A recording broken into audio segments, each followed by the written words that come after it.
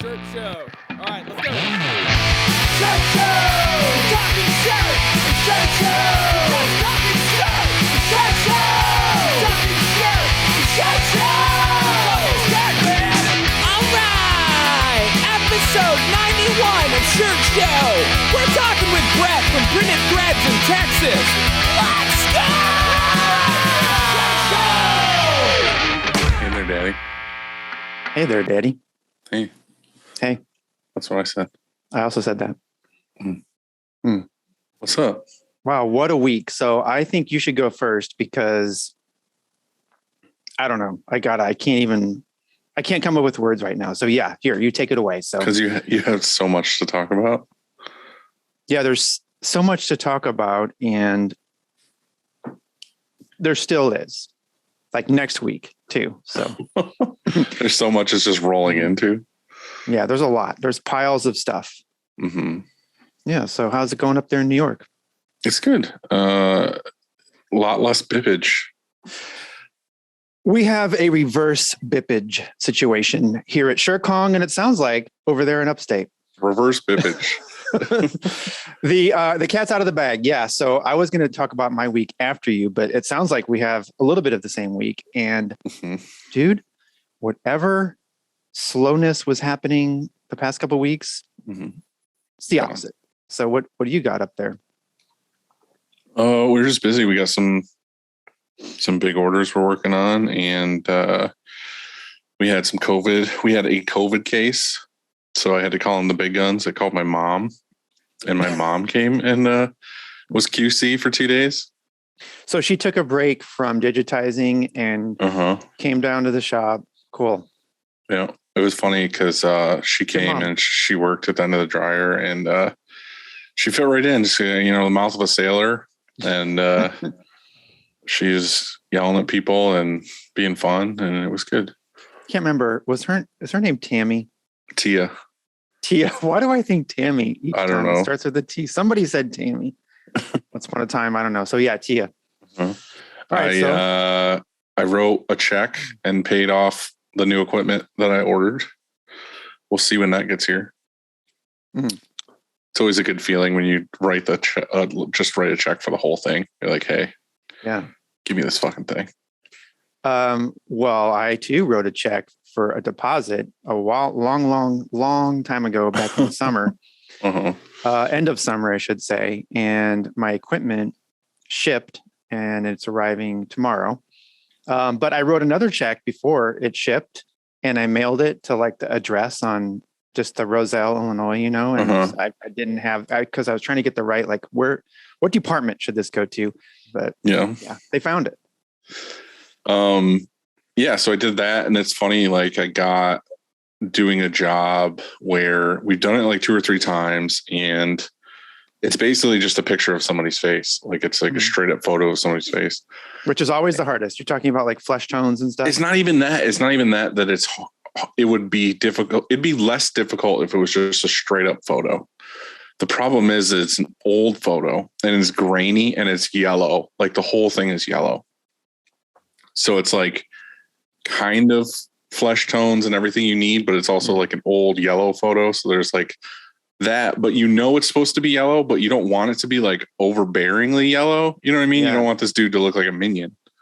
So it's like he has jaundice or something. Right. So it's funny. Like we did the steps, like, I don't know, like 3 or 4 times. And we finally printed it and we were happy with it, but we got the order again. And we're like, I think we could tweak it again. So we tweaked it again, printed that order, and now we got the order again. And we're like, all right, we still could do better. So we tweaked it. I actually sent the artwork to Tom because Tom's like a fucking master separator. And I was like, hey, do you want to sep this for me? And then like, I'll compare your seps to our seps to see like what your brain thought of to do versus what our brain thought of to do. And his were like very, very similar to ours. So, well, the first thing I would say to that is I appreciate you sending the seps our way so that, because you're like, maybe Shirt Kong. I'm just curious, like if Shirt Kong, what their seps would look like. I'm just, what we're thinking like, but so thanks. I appreciate that. Yeah. I'm glad to help you out. But I hate when you you mentioned something there that kind of scared me because, you know, you do a job one time and then you get the reorder, right? And you're like, okay, well, I know we could do a little better, so let's tweak it. And then you make it better. And then you're running the risk right there of like the customer receiving it and it being different. They're like, wait a second, you know, like, why does it look different? I loved the first round. Like, why Special would circumstances. Okay, well, you did it a third time and We're just making it better. okay, well, if you tell them that and they understand that, no, they're for somebody that they're playing shows and they're just like, you know, individuals are buying them at the show. It's not like a line where they're hanging up on the wall and like this one doesn't match this one. It's like, it's just like merch going out. So I'm like, I know we can improve this. So I want to improve it. Well, anyway, long story short, super long. I mean, we sent in to get a quote for a DS. You bitch. So why, Dylan? Why? Because I want one. I wanted one anyway, but I got talking to Tom after we did the SEPs and he's like, I'm not trying to sell you, but you know, this would be way easier on a DS. And I was like, yeah, it would. And then, you know, I've already done the numbers and stuff with him and other people on like what would make sense and whatever. And I have the cash. So I was like, I might get one. Well, I don't know whether to be happy for you or sad. So I'm still struggling with. We'll find out when I get it. Yeah, so because I just do a shitload of like 10, 12, 14 color prints. Like every week there's a bunch of them. That's DS weird. Is That's a good move. Nobody does 14 color prints. Nobody. I think you should send your separations to me. You should start sending your separations over here because yeah, that's too many colors. Yeah, but the truth of it is if you're doing a sim process job and you have the extra colors to make it look that much better, you make it look that much better. You don't have to I think cut corners. that you can achieve 90% of the jobs with 8. A couple are going to be 9, and worst case scenario, you probably fucked up 10 colors. That's my opinion. So, cool. This is why we don't send our subs the shirt gong. All right. So, what was I going to? Oh. So, you know how we were just talking about the reversed Bippage. Yeah. It happened.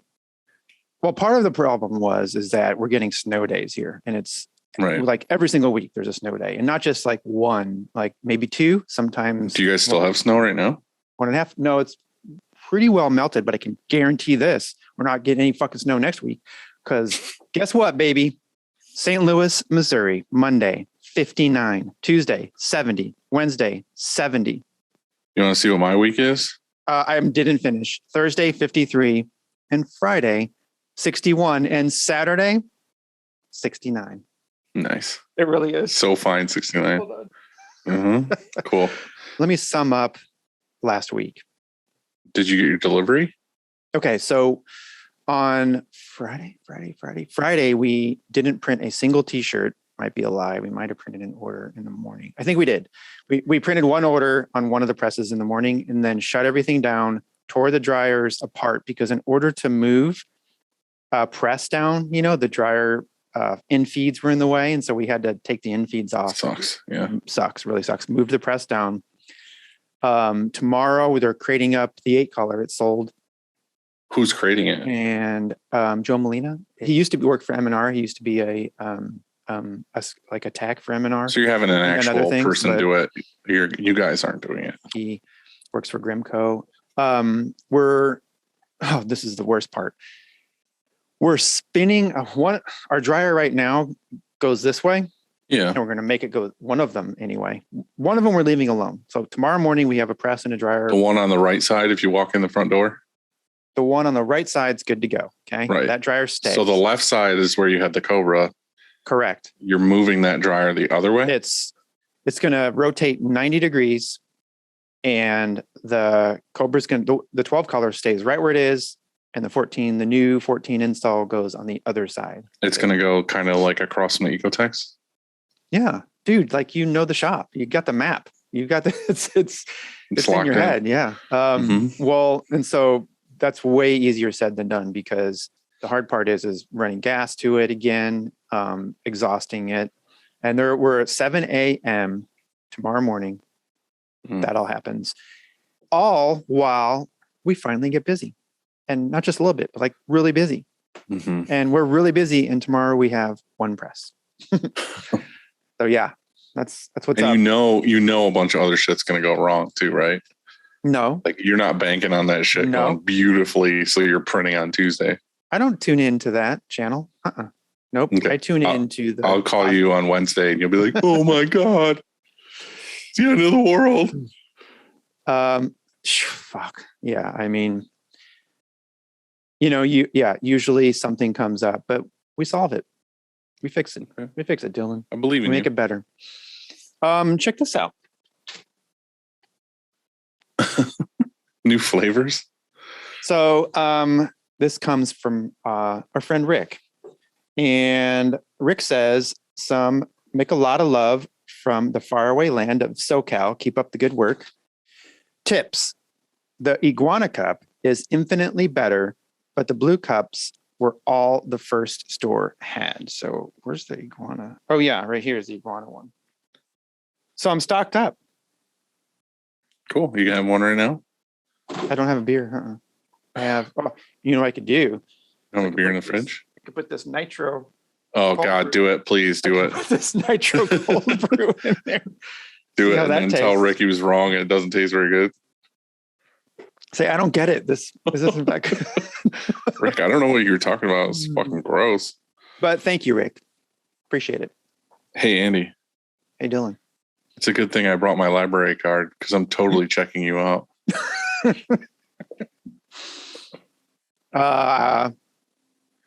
Cool. I like full hard thumbs up. Yeah. You know why? Because it was clean.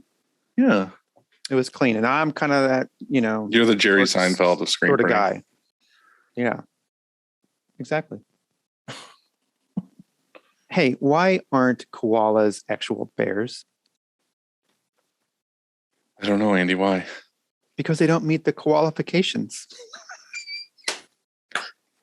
Damn it. Yep. That's a good The fucking old man wheeze that you did. Because that was gold. All right. Look, it all starts with the screen.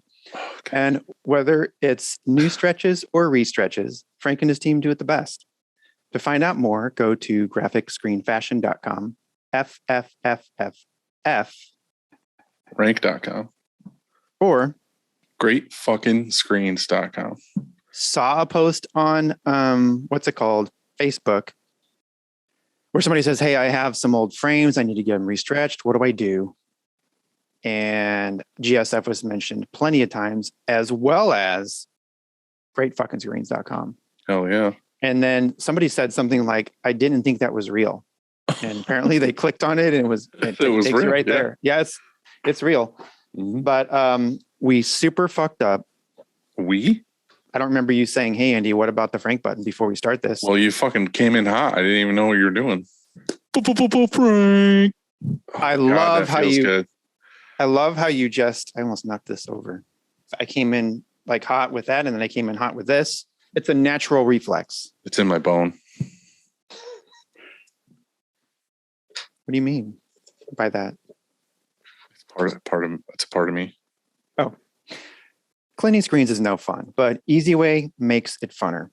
Their line of eco-friendly chemicals will help you keep your screens and your shop clean. Check them out at easyway.com. EasyWay. It's the easiest way. Yep. Sure is. Yep. Like, what else would you do? Like, where else would you go? Come on. I mean, Easy Way's the best by far. mm-hmm. And you got a Moser. He's handsome, beautiful. And always there for you if you need them. exactly. Always. And in our shop, we use 701. Boom. Cleans the screen, the ink out of the screen. 701 and Supra. Well, we don't use Supra. No. But Supra does work great in a dip tank. Action Engineering. Action. They make all kinds of accessories printers need. You go to actionengineering.com to have a look and then use Shirt Show at checkout and get a one-time discount of 15% off. Monarch Color makes ink that does what it's supposed to do. You can learn more at monarchcolor.com. Why'd your eyes get really wide? Because could you understand me? Was I clear? So clear. Okay. Learn more at monarchcolor.com. Eat better, print better, be better, live Moss. Live Moss. What are you doing? Andrew Rudman. Well, I thought I'd change it up. Oh, I thought we could do different fucking thought wrong stuff. Okay. Sorry. Eat better, print better, be better. Live Moss. Monarch. I had a nice dad moment yesterday.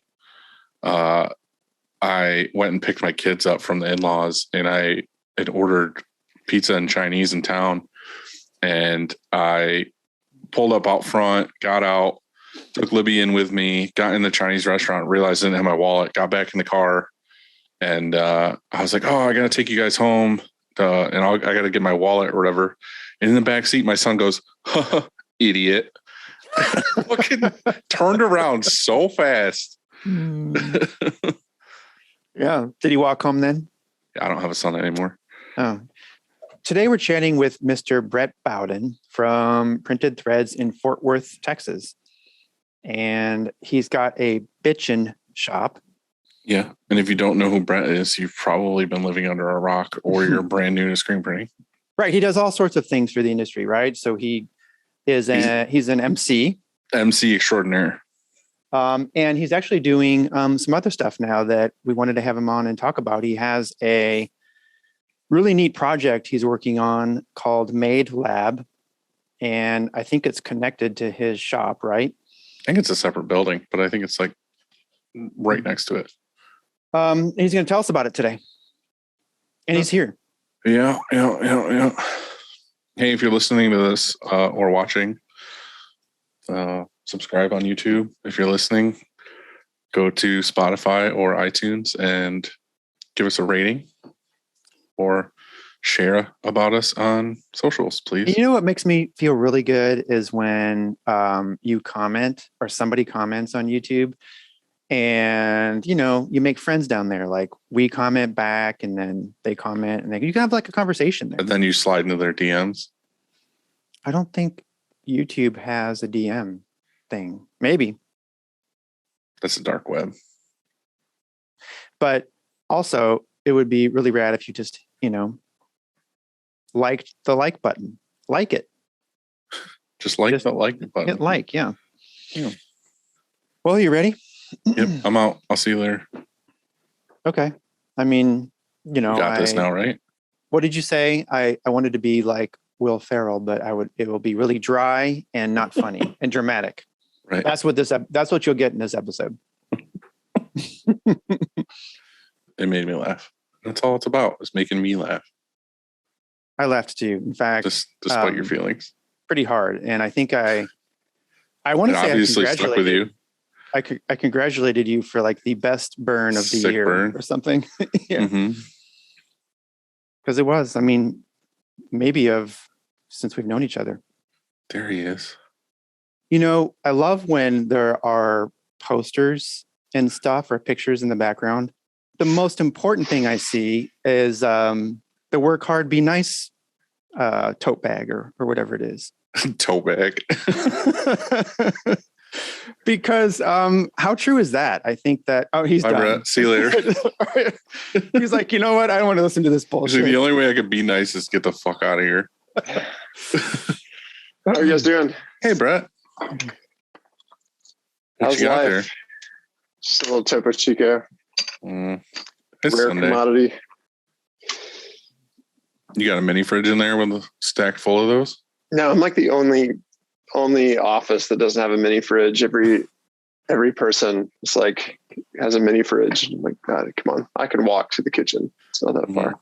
I was just talking about that this week. Like, wouldn't it have been nice to have had a screen printing shop in the what it would have been, I guess 30s, 40s, or 50s or something like that, where we didn't know that stuff was bad for us. Like we could smoke and that was fine and encouraged, and we could drink. Like we have a bar at the shop and like, this is fine. This is normal.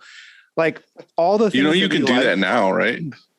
Well, that's true, but we know that it's bad. Like you're not supposed to have French fries and all this stuff. I mean, we didn't used to know that. We thought it was good. And I'm pretty sure people are still realize like, this is probably not the best for me. Really sucks all the fun out of life. Yeah. It does. I want to go back to not knowing stuff. That would be. I think I watched the show Mad Men, and I think at some point during watching that show, I was like, "Why don't I have a bar in my office?" And so I do, and I'm looking at 1, 2, 3, 4, 5, 6, 7, 8 different bottles of tequila that I have in my office, and 9, and then there's but I don't ever drink it. It's like very rare that I actually like sit down and partake in it because he says that, but they're all replaced with water because he already drank them all. That's right. No, I don't know. I just had this realization several years ago that it was like, if I drink during work, then other people think it's okay to drink during work. And suddenly the bigger your company grows, like the bigger the lawsuits get. And that's scary. So. Yeah, I don't know. I feel like I'm okay with people having a drink. Like if they want to have a beer or whatever at work, that's fine. But it's usually like when I ask them to stay late and I can't say shit. I'm like, oh, can we stay late? And they're like, yeah. And then they crack open like a Yingling or whatever. I'm like, well, it is after hours. So I feel like we're the same way. It's like, hey, if you'll stay late to crank out this order, the pizza and beers on us, that type of thing. Yeah. It kind of creates that like, oh, we're the after hours crew. We get to have fun or whatever. Fucking breaking beer bottles over their heads and shit. That's right. We used to have a happy hour Wednesday, and it was supposed to be, the idea was like, oh, cool. We'll do a drink run, and then you just put in your orders and we'll go run down to Quick Trip and grab everybody something. And the very first time we did it, half the people or something ordered like beer or something, right? And so he came in here and was like, hey, half the people are getting a beer. And it was like this, we did this at lunch, like right before lunch. I'm like, well, should I say no? Because we're not like they're going to get fucking hammered. They're having one beer. I know. So but also you just like Brett said, you're setting a precedent, and then all of a sudden somebody does something and they get hurt or whatever. I said, it's fine. Just order what you want. And what you said used to, you don't do that anymore? No, we have to bring it back because Chad was, he's not here anymore. He was the runner. He used to do that for us. And so he was the only one with a car. Right. Couldn't possibly send anybody else. Andy's definitely not getting up to do it. He's like, yeah, I don't want to talk about that. Cut this out. Well, I would have it here. That's probably the smart way anyway, right? Just buy a bunch of stuff and stock the fridge, and you can have it whenever you want. But get some O'Doul's. Right. That's the beer you can have. Mm-hmm. Like the work hard, play hard mentality. It's like, I'm totally down with that. It's just like, we gotta have a clear line. Where's the boundary? So it's like, okay, let's crank these orders out. Let's get everything done. And then like, we're going to throw a huge party. And we throw huge parties. But like, there's a very clear definition of when that party is. It's not during work hours. It's like it's a party. It's not 9 a.m. Yeah. So how's things going at the shop? Are you guys slow or picking up or slamming or what? We had a weird, last February was horrendous for us, and so we've done way better than last February. We had like I think our ice storm pattern has followed like what I kind of see what yours was, Andy. I don't know about yours, Dylan, but like it's still here. It's just always right. But so we had a couple of days off at the beginning of the month. We were shut down this Thursday because ice, and it's just like our whole city shuts down. So it's like, not only can we not produce, but like no one goes to the office for any business, meaning any local business that would have ordered t-shirts is not going to order. So you end up having a bad sales day.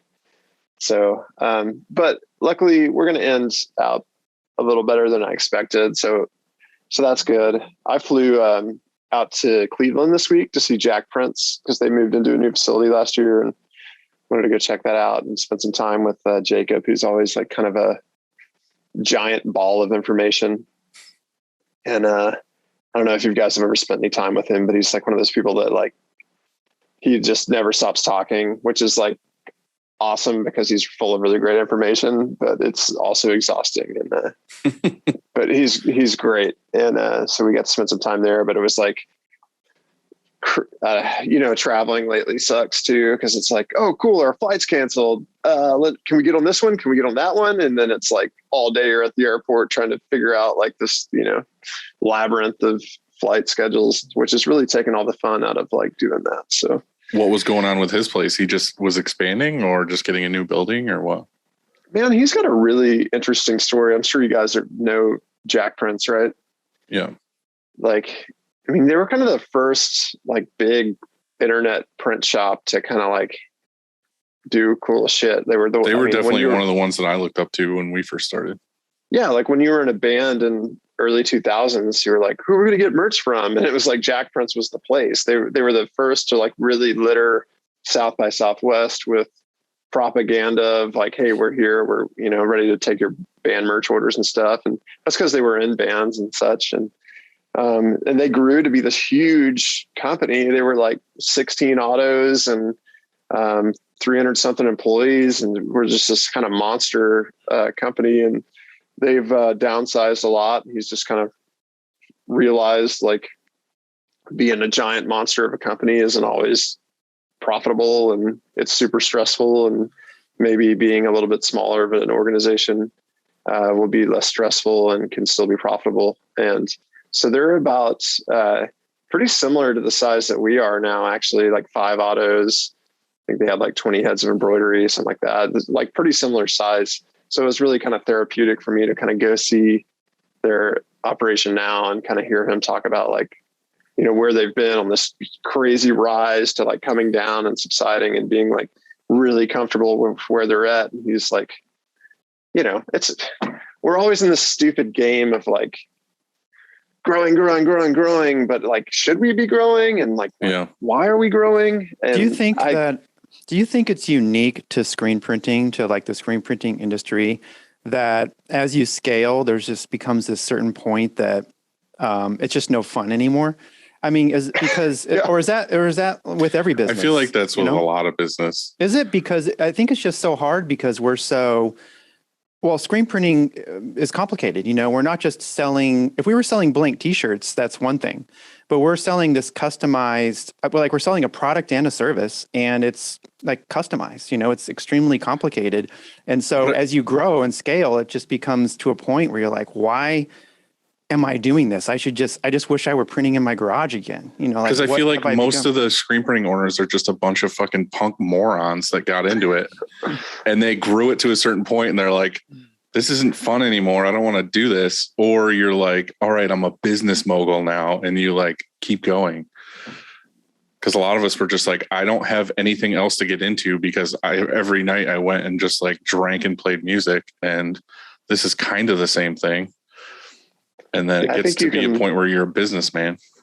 I think you can always look at your P&L from year to year to year. And I've talked to so many people that are like, the most profitable we ever were was when we had 2 autos or whatever. And you're like, well, that sucks because having way more is like really stressful. And as your business grows and so much more money is moving through it, what you realize is like, you could blink your eyes and lose insane amounts of money overnight just from stupid mistakes. It's like the mistakes that we make now cost $5,000 or $10,000 versus the mistakes we used to make cost a few $100s. And so it's like, it's not comparing apples to apples, but I think you have to decide. Like I had a guy ask me like 5, maybe it's longer ago now, several years ago, like, what's your exit strategy? And I was like, yeah, I don't know. I'm 30 years old. I don't know what my exit strategy is. And what I realized, what he really meant was like, where do you want to be? Like exit strategy doesn't mean, are you going to sell your company or are you going to hand it down to your kids or whatever? But exit strategy could just mean like, where are you going to be in 10 years and where are you going to stay? And so for me, I think it was realizing like, okay, what I want to do with this business is is get it to a manageable size where like, I don't have to be the operator. I don't have to be the one managing everything. I can truly be like a CEO, and I can have a president, and that president can have VPs, and like they can run the company, and I can kind of just be a visionary, and I can go off and do all the other fun things that I would like to do as well. Like other business ideas and such. And that's kind of where we've gotten to, which has been like really awesome. So I can like be gone and not stress out about whether things are happening right. But it took a long time to figure out how to get there and for the company to grow into that maturity level. How hard was it to find somebody to be the president other than you to run the place while you go do fun stuff? I mean, it's like, that's truly like a marriage, you know. It's like, how hard was it to find the woman that you, or, you know, man or woman that you want to spend the rest of your life with? You know, it's like, that's not a easy. You had to find your business soulmate. Yeah. I mean, and you know, maybe not to that extreme, because you do know, like, you could part ways maybe a little bit easier than a marriage or whatever. But for me, luckily, you know, it was a really old friend that we have a vested interest in each other's lives to some degree. So it's like, he doesn't want to see me fail. I don't want to see him fail. And we're going to work together and all that. And he has enough business sense. He's the exact opposite of me, you know, which is like really good in a lot of ways, because he's pretty conservative. He thinks differently. But yeah, I mean, that's got to be an extremely hard position to hire. Kind of what you want anyway, because you want somebody to keep it on autopilot. And then if you're the creative, you give the business opportunity to take risk, and he's just like trying to keep it running and working. Yeah. But I think that, I think it's incredibly hard. I mean, and as you grow, it's exponentially harder, you know, because I wasn't kidding, that the sign "work hard, be nice," or the saying "work hard, be nice." I think that's the equation for success, honestly, because you know, it's really hard to run a successful shop, and it takes a lot of experience. And I think that a lot of us owner operators, over the years, we learn the nuances. We learn how to work hard and be nice, because I mean, and what I mean by that, or I don't know if the sign is if I'm reading it or reading into it right, but like, I used to react meanly a lot of times, you know, to not just my team or customers or whatever. I didn't do the right thing a lot of times, and I had to learn that over time. And so to find somebody that's going to step in that role, and work hard and be nice and always be there, you know, to run the shop just as you did, because, you know, I've done this for so long. I think that's really tough, and it's tough to give up. And especially with my personality and a lot of personalities of shop owners out there, is that you want it done a certain way. And if somebody else is going to do it, they're just going to do it slightly different. They just are, you know, they're not a clone of you, you know, and they're not going to do everything the exact way you do. And so to find that person and find that soulmate, as Dylan put it, is, I think, really, really hard, because I've tried, you know, for so long. And I think I get close. I think that I do a pretty good job of delegating. Like, I put somebody in this department and they manage this. And I was like, wow, that was a really good choice. You know, like I did see that I had confidence that they were going to be able to handle this position or this role. And they pulled it off. In fact, they went beyond expectations, and they do a really, really great job. And you try and hang on to that person, but to run the whole entire shop, you know, I think that's a different thing. And that's really, really tough to find. And I can get away for a week. I can get away for 2 weeks. And we just got away for basically 3 weeks. But I still had my hand in it a little bit. I was still talking to somebody, you know, every day and answering some emails. I wasn't really fully, you know, detached. And so I think it's really, really hard. And how long have impossible. How long have you been able to do that, Brett? Like, how long has that been happening? I would say, like, for the last year, printing threads has probably been about 25% of my time. Are you happy with that working out that way? Or are you kind of like missing running everything? Yeah. You know, I think it's like, printed threads definitely is a huge piece of my identity, and certainly my family's identity. And if I walk around Fort Worth or we're at events or whatever, it's like, that's printed threads or whatever, And so it's Yeah. like, it's hard to like, I don't want to let go of that. But at the same time, I know that there's a lot more for me to do. And I've got a lot of other big plans and aspirations. And so in order for me to be able to accomplish those things, I need to be able to let go of control of this thing and trust that other people can run it for me to be able to step out and like do the other things that I want to do. What are some of the other things you're trying to do? So we've 2 years ago, we started the Creative Situation, which is the creative agency with my buddy Paul Sermon. He's a great dude that just he created the branding for Printed Threads, and that must have been about 10 years ago. And it just like, it was one of those things where like once we had like a legit logo and like all the branding behind it, like it completely changed the personality of the company and made us feel like a legitimate company. And ever since that day, like he presented that, or ever since the day that we like launched our rebrand, like it always stuck with me. And it's like, oh my gosh, like I need to help other companies do the same thing, Right. to have like a good look, a good voice and all that stuff to truly represent who they are.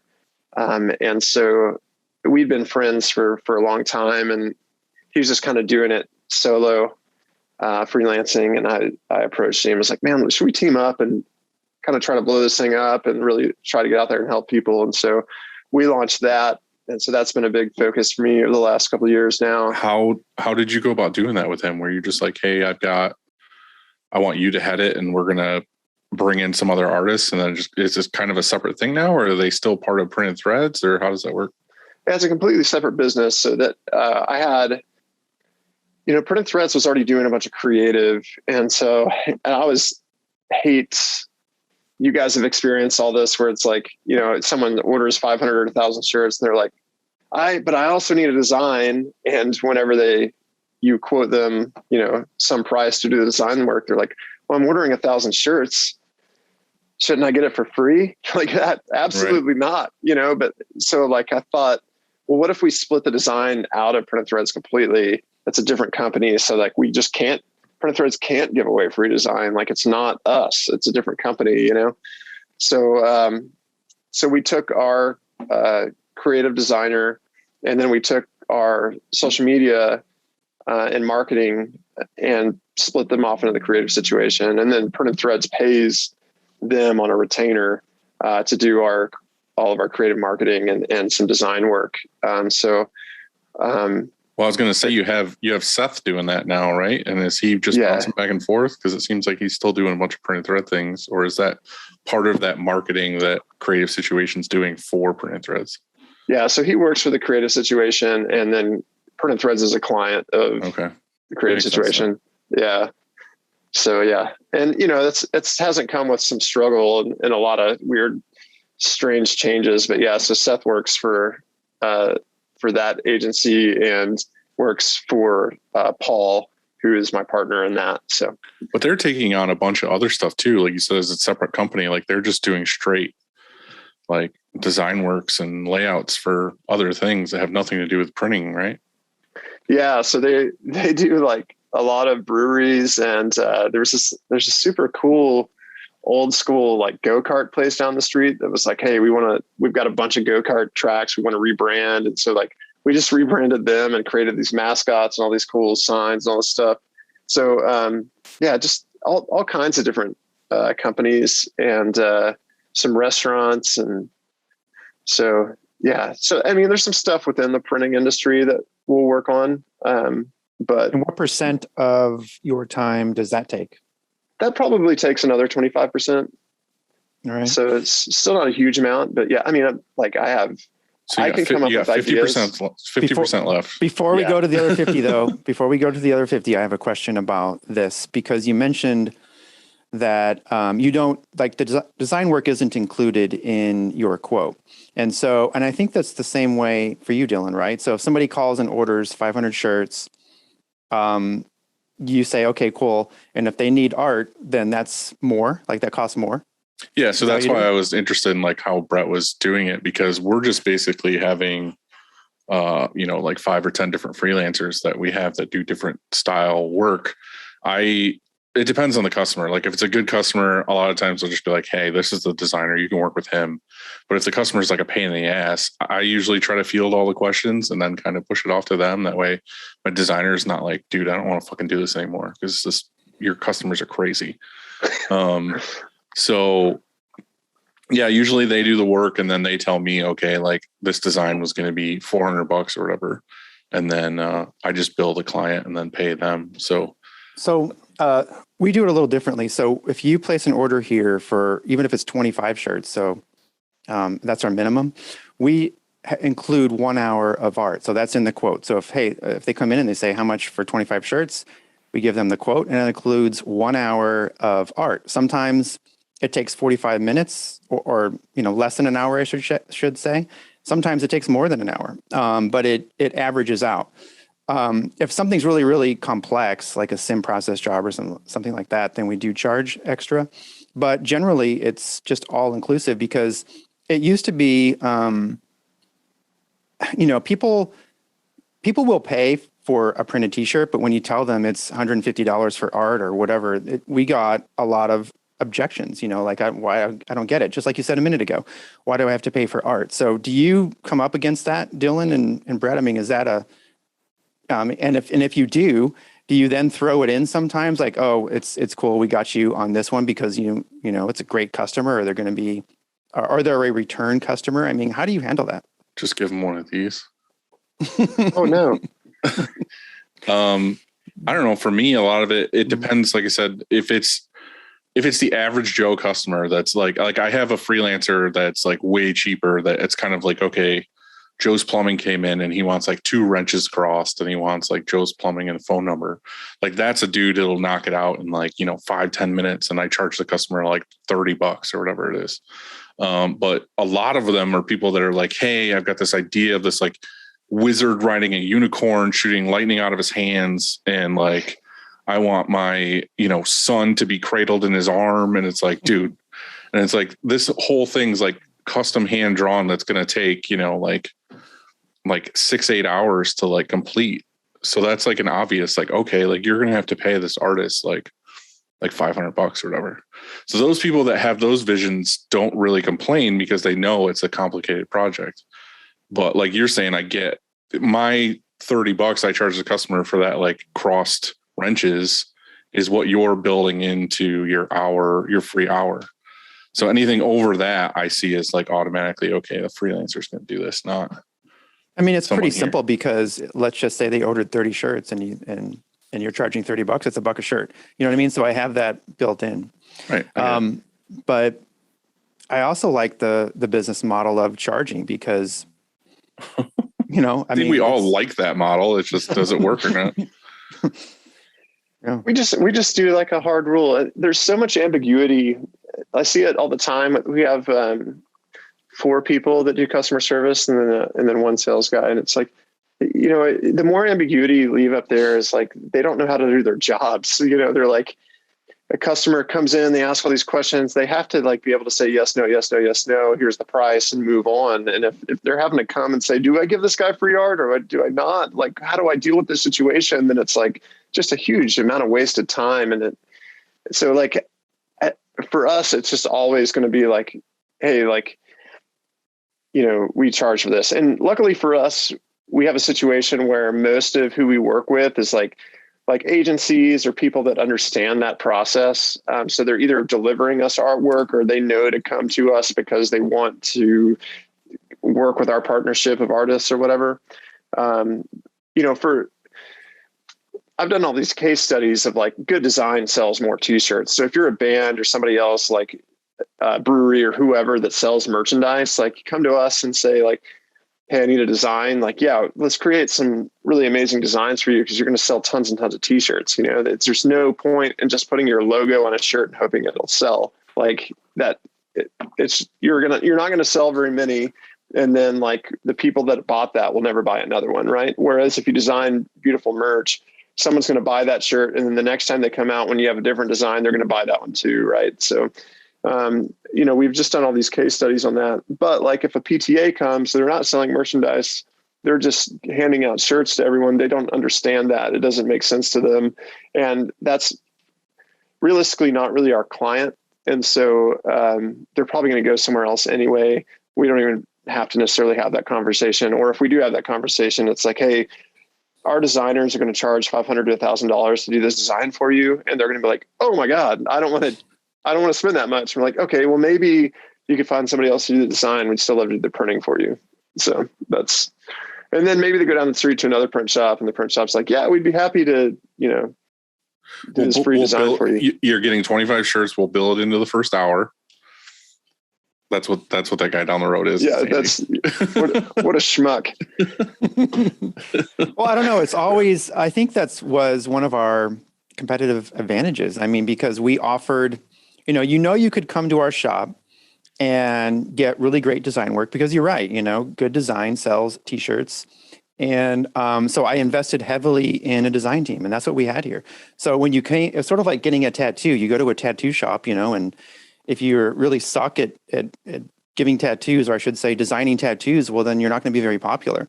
And so I just thought that if we had a design team here that could give you, a design for your shirt that was really great, well, then they can keep coming here. And sure, we're a little more expensive if you get a quote because that does include the design. It's funny, some people were like, oh, well, that place quoted me whatever.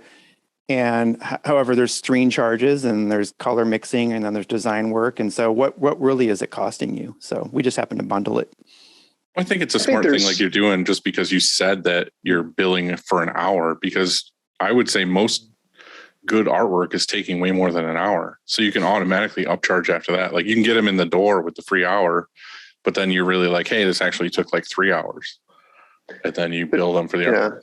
And there's so many business models in our little industry. It's so crazy. Like you can be a contract shop, you can be a full retail shop, you can be custom ink, you can be doing what you're doing, you can be doing what I'm doing. Like they're all so different and we're all busy. So like, if you're doing what you're doing and it's working, then like keep doing it. If you think you can charge a little bit more, charge a little bit more. Like we might as well be like living good, All right. So what's the next project you're working on?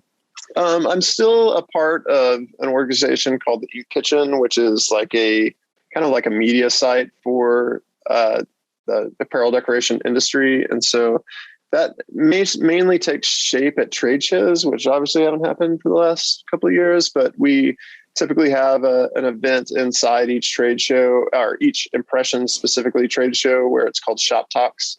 So we do kind of like a little conference within the conference, where we specifically only invite people that work in screen printing shops to talk, versus like the typical conference speakers that are a lot of times vendors or consultants or whatever. So how did that come to be? Were you just, it seems like kind of I don't know, like a weird thing, I guess.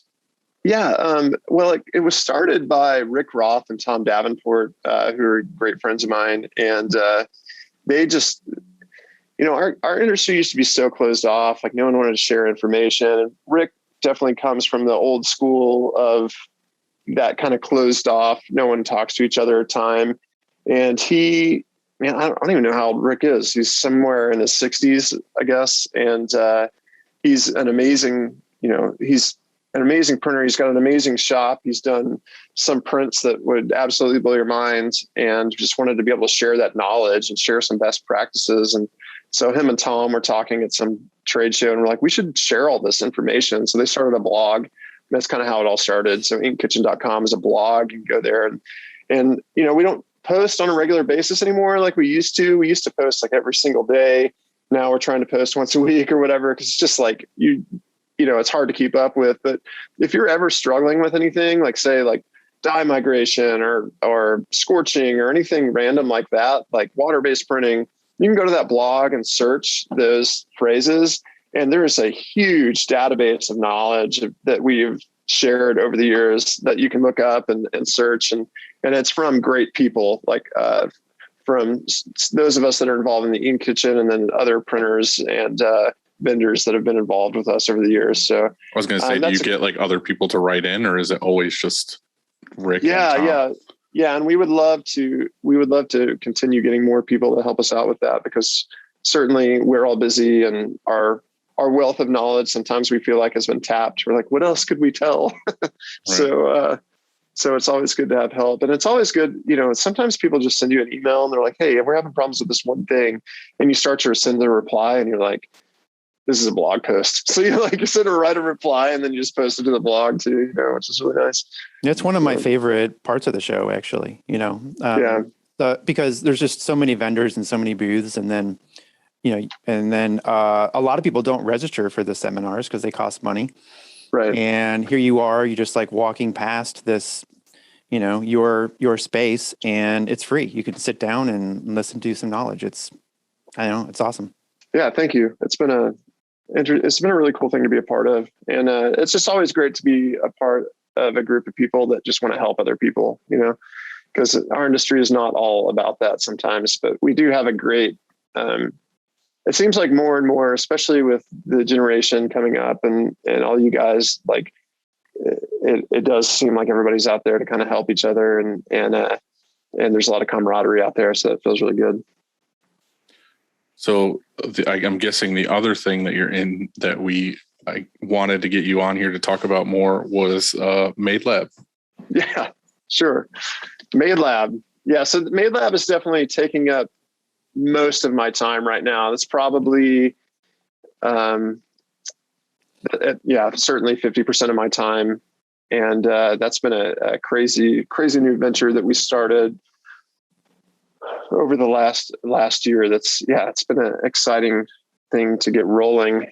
I know that I'm an old, I've been on way too many podcasts and everybody's heard my story and all that stuff. But I started screen printing in around the year 2000. I had this company called the Merchandise Factory, and we made shirts for bands. In fact, we were doing all this cool stuff, like printing shirts that we're selling into Hot Topic stores and all this. And that was kind of my first taste of big, merchandising and tour merch and all that stuff. And around the same time, I was in a band that was touring all the time. So I had to sell all the stuff to a guy that I kind of partnered with. His name was Kevin Sukahara, really great dude, still involved in the industry.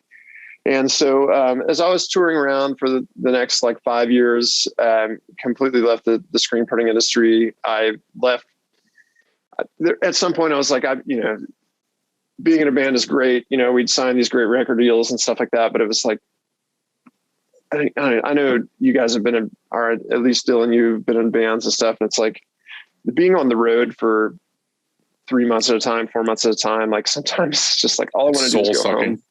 It's it doesn't matter if you're playing in front of 2,000 people or playing in front of 50 people. It's I just want to go home. And I got to that point where I think all my friends were had graduated college and had real jobs, and they were buying real cars and they had money. And I was making whatever that amount is, $100 a day or whatever, to be in a band. It was okay, it's time to to grow up or whatever. So I quit playing music. I ended up in Colorado, ended up going to school for music at the University of Colorado. And while I was there, I met my wife, Sarah. I got this job as a cable guy. That's how I paid my way through college. And as soon as we had a baby, our first baby, Dash, who just turned 14 last week, which is crazy. And we had decided hey, as soon as I graduate college, she had already graduated college, that we would move to Texas. And because that's where I was from and it would be cheaper to live there. So we moved to Texas. I've graduated college. I get another job as a cable guy in Texas, but I'm that whole time trying to find a job as a teacher. I'd been certified as a teacher and everything. And it was 2009, which is when the recession was going on and stuff. So I couldn't find a job as a teacher, which super bummed me out. And I just went to her and said, hey, I used to screen print. I know how to do it. Maybe we could put a press in the garage. And she's always been super supportive of all my crazy business ideas, which is really awesome and maybe kind of rare because it's always super risky. So really appreciate her and everything she's always done to stand by me and like be my cheerleader in those moments. So we took it, we bought a press print in the garage and started screen printing. But I called my old buddy, Kevin. I was like, hey man, I'm starting this. I want to start screen printing again. He had moved into a much bigger shop. In fact, I think at that time he was working for a bigger shop and had just taken a job at Rutland Inc., actually doing their R&D. And so when he helped me get all set up with my new shop, and I went to Long Beach for the first time maybe it wasn't Long Beach for the first time, but one of the first times I went to Long Beach was the year 2014. And he invited me to this dinner in 2014. And that dinner was with him, Jay DeMarco from Rutland, who's with Avient now, and Rick Roth, Tom Davenport, and several other people. And that was kind of like, oh, you're kind of meeting Carlo and the guys from Culture Studio. So that was kind of my first time to like meet some of the industry players and hit it off extremely well with Rick and Tom. And we just continued this relationship. And that's kind of like that was their first year to have an Ink Kitchen booth at Long Beach. And so that was kind of my way of forming that relationship. Suddenly, like a couple of years later, they included me in the Ink Kitchen. And then Tom and I just kept talking throughout the years. And Tom owned a business called Motion Textile, who was like, if you've ever seen videos or pictures or ever been there to the facility in Sacramento, it was like just this beautiful screen printing facility. It was like a 50,000 square foot hangar where they had, just plenty of space. Everything was really clean and organized. And they did printing work for like the biggest companies in America. It's very, very specific, high quality customers. So he ran that company for like 20 years and had decided to exit the company, and he sold it. And when he sold it, was looking for something else to do. So he got a contract. So he's with Bella Canvas. So he's like their decoration specialist now. And when he became that position, he had been flying down here some to like do videos on like printing and like some special effects printing and that type of thing. So we started making all these videos, but it was like a huge pain in the butt because he would come down, we'd have all this prep to do, and we could only do everything at night because like Printed Threads is running full bore production all week long. And so we couldn't really shut down presses to do the work during the day. So this whole time we're talking about like, man, wouldn't it be really cool to like create a facility where we could do all this kind of stuff where like we're doing testing and creating educational videos and doing all this stuff and not have to do it in the middle of the night, And so we kind of, we're talking about that. We had already kind of come up with this idea because some of the big industry players in the apparel world had come to us in years prior saying, hey, we'd love a place where we could test our apparel. We don't really have a perfect situation for that. And if you think about these companies, when they make a new t-shirt, they make fabric and they have to test the fabric in a lot of different ways. Test the printability, the stretch, the scorching, the heat shrinkage. And they test all these things about the fabric. And if they don't get that testing right, what happens is they go into production, and typically a brand has to go at least $1 million deep in inventory of each specific SKU and color for them to have enough inventory to fill a distributor. So if they screw that up, they screw up that testing, they are millions of dollars in the hole. So they need facilities to do that testing for them. So we're like, we could maybe do some of that testing. We could do some R&D for them, R&D for inks and consumables. We can do all of this education and videos. And so we're coming up with all these ideas, and we just start putting together a business plan. And so that was like December of 2020. I think at the same time, maybe Impressions was trying to put together a virtual trade show for January 2021. So they reached out to us and we put together some stuff, some videos for them. And so we were just like doing all this work, all these videos and doing it all in the middle of the night at Printed Threads. And it was just like, oh my gosh, like we have to come up with some better way of doing this. I think we also did Bella Canvas did a big virtual summit too, that we created a bunch of cool prints for. And nothing was easy. You know, we're doing like crazy crackle prints and crazy lenticular prints and UV inks and, you know, stuff that we made look super easy in the videos. But like, of course, we're like figuring it out as we go, you know, 50 test shirts through. Totally. It's like, you know, like the video is 15 minutes long and it's like, this is how you do it, you know, but it took us 40 hours to get there. Just like a, you know, typical like cooking show. But, so anyways, we started writing this business plan to figure out how to do this. And it's just like, man, we reached out to some partners and what do you think about this? And people are like, yeah, you know, someone's got to do it. And so Tom and I both invested a heavy amount of our personal money to make it happen. We found a building. We completely remodeled this building.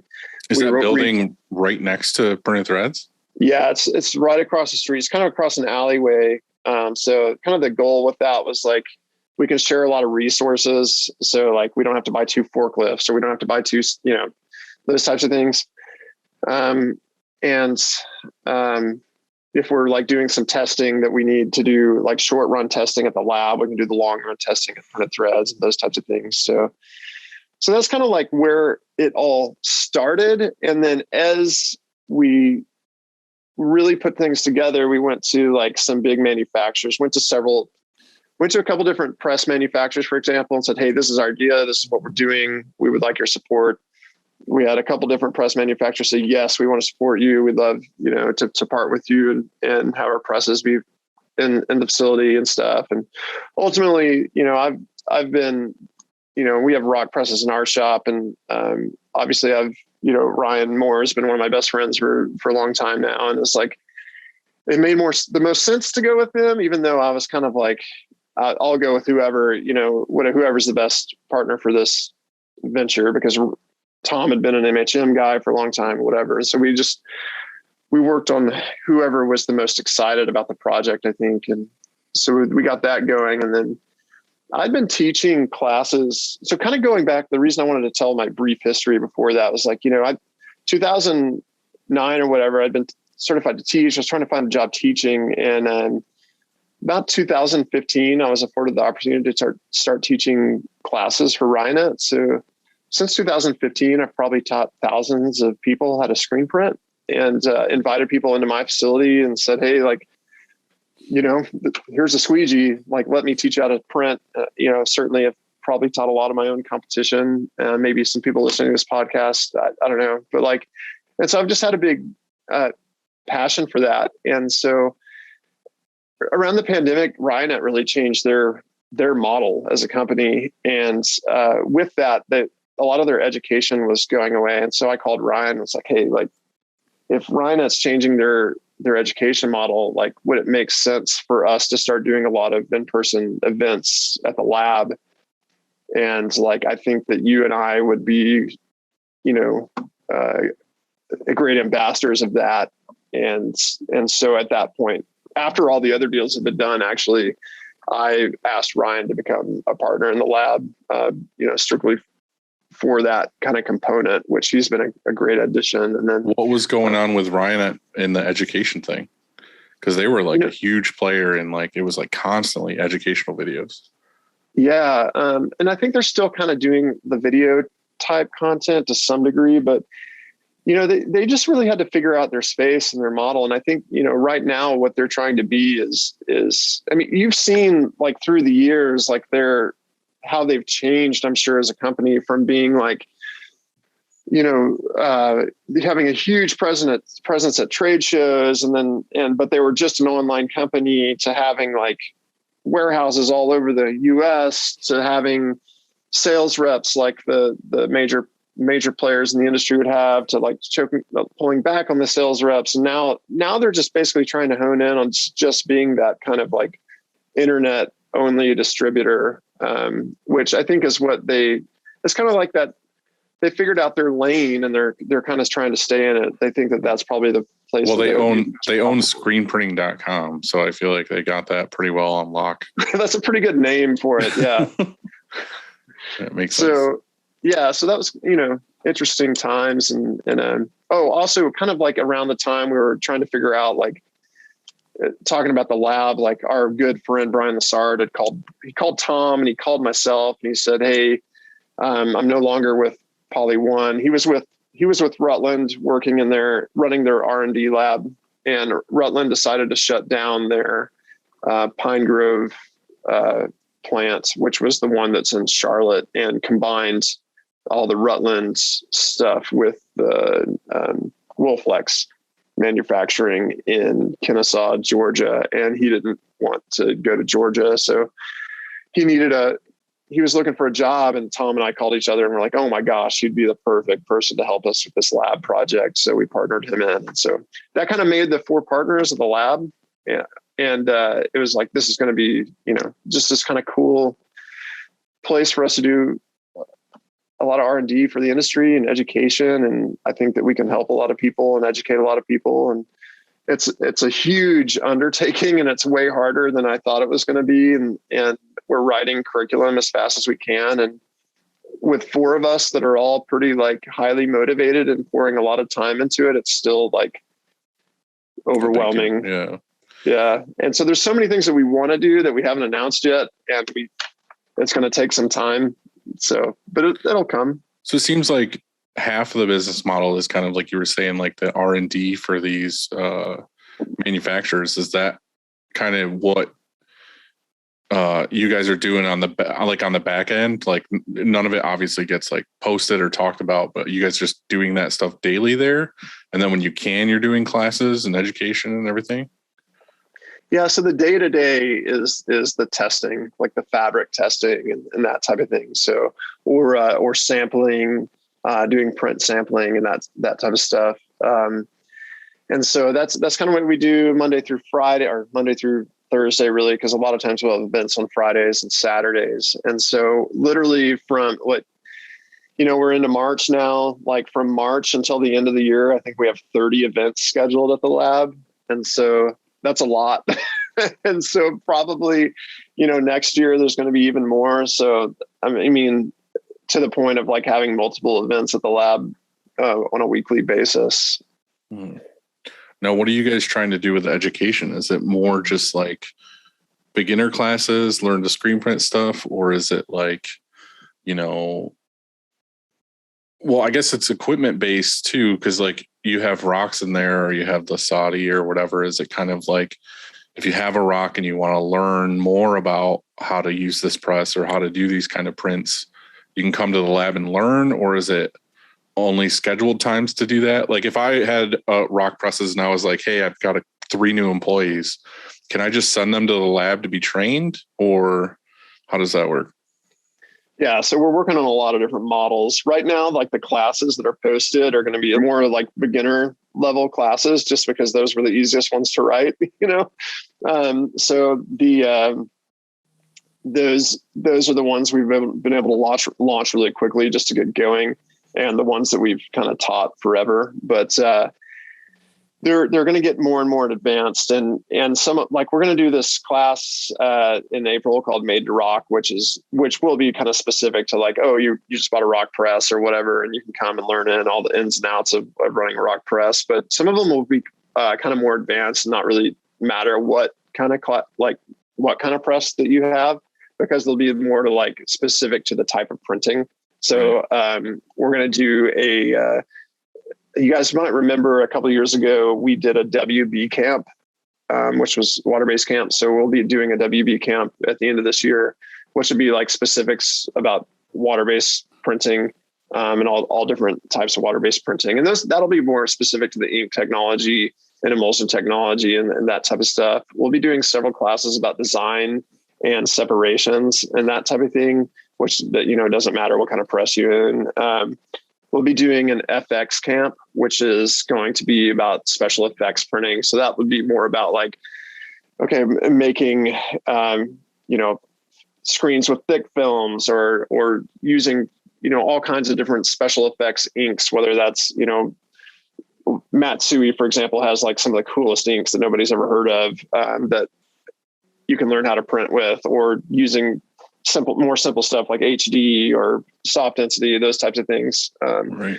And so working on all that stuff. Now, as far as like doing kind of almost like more of like a consulting project where it's like, hey, I've got a shop. I've got new printers. I want to send them somewhere so that we can they can train for a week so that, I don't have to slow down production to train them. Like that's something that we're working on. We've had scenarios, even consulting, going on site to people's shops. Just, one thing that is like, I've even done it for me. Like I've had people come to our shop, not necessarily saying like, hey, there's something wrong, but like, I want someone to come to my shop and identify what could be wrong. You want a fresh set of eyes. Exactly. And so we've done a few instances already where we've gone to people's shop and written reports and said, hey, like, these are the things that we see. This is what we think that you can improve on. And obviously we've been in a million shops.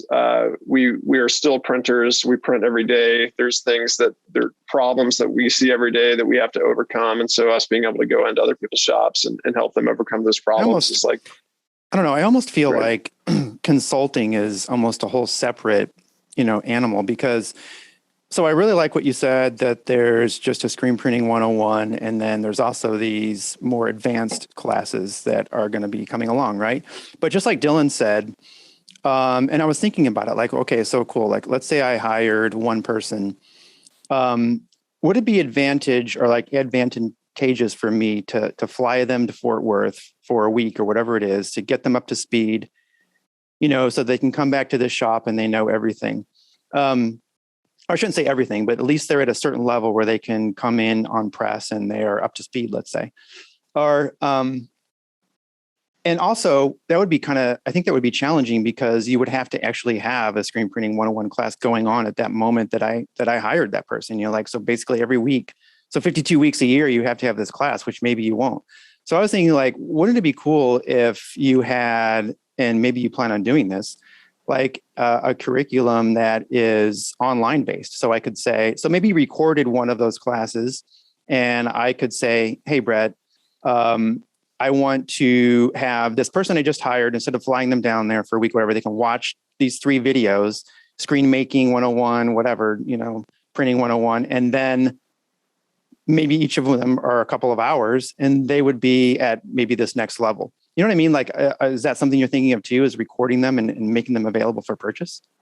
Yeah, totally. So we want to do basically the same concept of like masterclass, except for all apparel decoration methods. And so that is something that I don't know if you've seen us post, like we're trying to hire a videographer right now. We've got a lot of people, like a lot of our friends that do that for work, that we've been hiring to help us, but we want to have someone like on staff so that they're with us all the time and we can completely do things on the fly. But there's a lot of that stuff that we've recorded some stuff. There's more stuff that we're recording this week, actually. And yeah, anywhere from like super, super basic to getting really technical. But yeah, and then there's some of those things. It's just like, even if we can be really specific in a video, like you need there's certain things.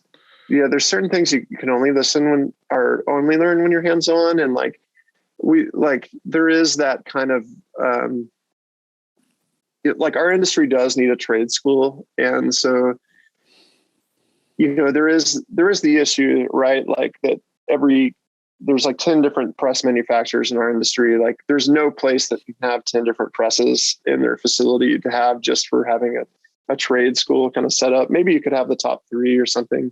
But the main concepts of what you're learning, no matter what press you have, is like loading rhythms, right? Yeah. And that's the same no matter what press you have. Learning to press, like, start and stop, turning. There's some things that are just like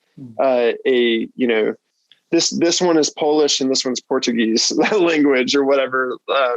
And it's like learning, okay, this is how you turn this one off. This is how you turn this one on. And and figuring out that kind of stuff. When you're troubleshooting things on press, a lot of times it's an issue with the ink, or it's an issue with the screen, or it's an issue with tack or something that has nothing to do with like the functionality of the actual press. And so I think that we can cross some of those barriers.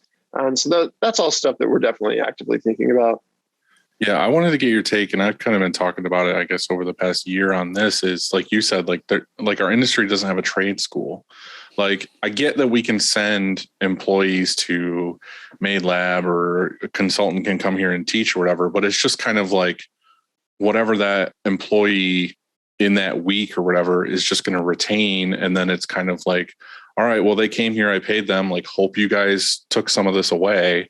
There's no like, okay, you guys need to like really listen, get hands-on, have the online training, whether you send out videos beforehand, they watch them for like 2-3 days, and then I fly them to Texas, and then they do the lab for a week or whatever. Like, I want them to be like tested and like certified to where they're fucking whatever, like level 1 certification screen printing. And then it's good for the employees too, because they have that accreditation of like, okay, I did this. This is what I have. It's like if you're an electrician, it's like, okay, I'm here and now I'm a master electrician. They can carry that with them everywhere they go to get a job to say like, all right, I'm certified in this. Like, we don't have that. It's just kind of like, if you want to hire a printer from another print shop or somebody, you're just kind of like, well, this guy's printed for 10 years, but he might have like a shitload of bad habits and not actually a good printer just because he's been there for 10 years. Like, there's no, I learned this, I'm certified in water-based, or I'm certified in whatever. Like, do you guys have any take on that? Or is it something we can work on as an industry? Not necessarily just Made Lab, but I feel like somebody's just got to start it. Somebody's just got to do it and be like, okay, we're calling this certification. Yeah, like, but there's that no stamp of like, that has to be universal. So like if, right, so I agree. example, I'm just saying somebody has to start it, like somehow. Like, I don't know exactly how. I just want somebody to do it. I want it to happen because I want to send my staff, or I want any shop to be able to be like, all right, we're a legit trade. It's not like, I feel like a lot of time when people hear screen printing, they're like, oh, cool. Hey, bud, like, you're doing that in your basement. And it's like, no, like, I have this fucking massive shop and all these employees, and everyone here is like level 99 certified fucking screen printer. Like, you know what I mean? Though, I just want that. Yeah. I feel like it needs to be a thing, and it's not. And you're right. And I think, so our industry does have a trade association, and myself and Tom both used to sit on the board of directors of. And I think a reason that I stepped away actually was because I felt very frustrated that we weren't doing the things that you're saying. And what I felt like needed to really happen, and when I stepped back and realized that organization is so big that they can't get granular enough to focus on these issues, and it's going to take an outside entity to focus on these granular issues and bring it back and work with them. So that is something that, yes, is 100% top of mind to me. I think that there's a lot of things that are even things that are so basic as like creating vocabulary for our industry. Like, is it a platen or is it a pallet? Is it, like what is the right terminology? If I say, like, if I go to a print shop and they say, hey, where am I loading this shirt? And I say collar on or collar off, like, what does that mean? Like, do you know what that means? That like should 3 be fingers down language. Or 2 fingers down. That's right. We should have a universal language that no matter what shop you go to, you speak the same language. And so those are all things that we are like actively concerned about and actively working on. And it's going to take us working really hard on that, and it's going to take some time, but I think that it is completely possible. And not only doing it for that, but even like doing it for print shops in general. I think it'd be great is if you're a contract print shop, for example, you should have a rating, like just like Uber has a rating. Right, just exactly. That's what I mean. Just like Yelp has a rating, so that I know that like that contract print shop across the street is an A+ print shop, and they cost more, and they cost more because they're an A+ print shop. And so I'm going to send, if I have overflow work, that's the one I'm going to send my overflow work to, and I'm going to pay more, and I know what quality I'm going to get, versus the one down the street is C grade print shop, but they're cheaper. And this is a really easy print, and the customer probably doesn't care what it looks like. And so I'm just going to go with the cheap print. Like, why not? But that's what I'm saying is there could be a shop like mine or yours or Andy's that says to a customer like, hey, we can print really good quality shirts, but the same dude whose name's Larry in his basement that he's flash carrying everything can say, I print top quality shirts to the same customer, and he's going to be X cents cheaper than us. They're not going to know. They're just going to be like, all right, well, I want to get shirts with Larry. And there's no like you said, there's no like, oh, I'm, we're a master screen printer and Larry's Larry in his fucking basement. Yeah, like, but even Larry has the option of getting accredited, and saying, no, I know, but that's there should be a way for him to want to do that, to have that skill set, rather than I'm saying I'm using top tier ink, top tier press. It's fully cured through the gas dryer, and this dude's fucking using cheap ink and he's just flash carrying it and being like, all right, this is the same product. It's like, it's not the same product. And the customer has no way to know which one is, like you said, like a 5-star rated place or whatever. It's just kind of willy-nilly. That's why I feel like it's so, it's a good thing and a bad thing, I guess. It's like the barrier of entry into screen printing is so low that anyone can get into it, and that's great. But I just feel like you should have to go learn to get to a certain point to get certain kind of work, I guess. I mean, it's like when a nonprofit, a leader of a nonprofit pulls up and they're driving a brand new Lexus, and they come up and they say, like, I want, I need a better price on the shirt. And you look out and say, why did you pay so much for that car though? Like, if you want a better price for that shirt, maybe you should go to a print shop that doesn't do as good of a job. Right. But like, if you want to print with us, like, we have all these people here that provide good customer service. We have all these checkpoints in place that make sure that our QC is really good. Our print quality is really good. We spend more on staffing. We spend more on ink. We have like brand new machines. Like, you got to pay for that. Like, but if you want cheap shit, then go to the cheap place down the street. Like, you bought a Lexus for a reason, Right. It's just like, I don't know. I always say you get what you pay for, but I don't know.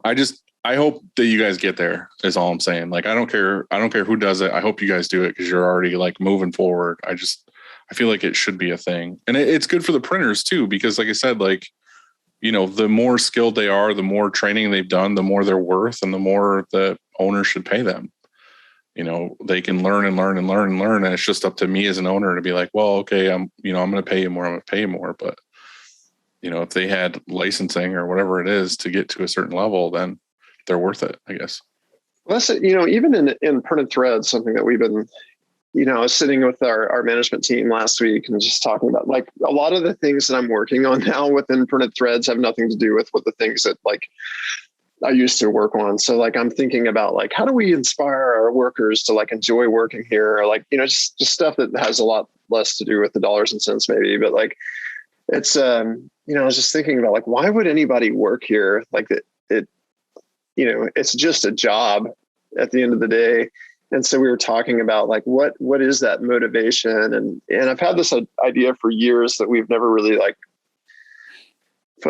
just taken across the finish line, which is like kind of creating this like star chart, which is like, okay, here's all the people, these are all the positions, whether that's like screen room, like coding screens, reclaim screens, imaging screens, developing screens, sewing, embroidery, QC, folding, bagging, all the different things that you could possibly do at Printed Threads.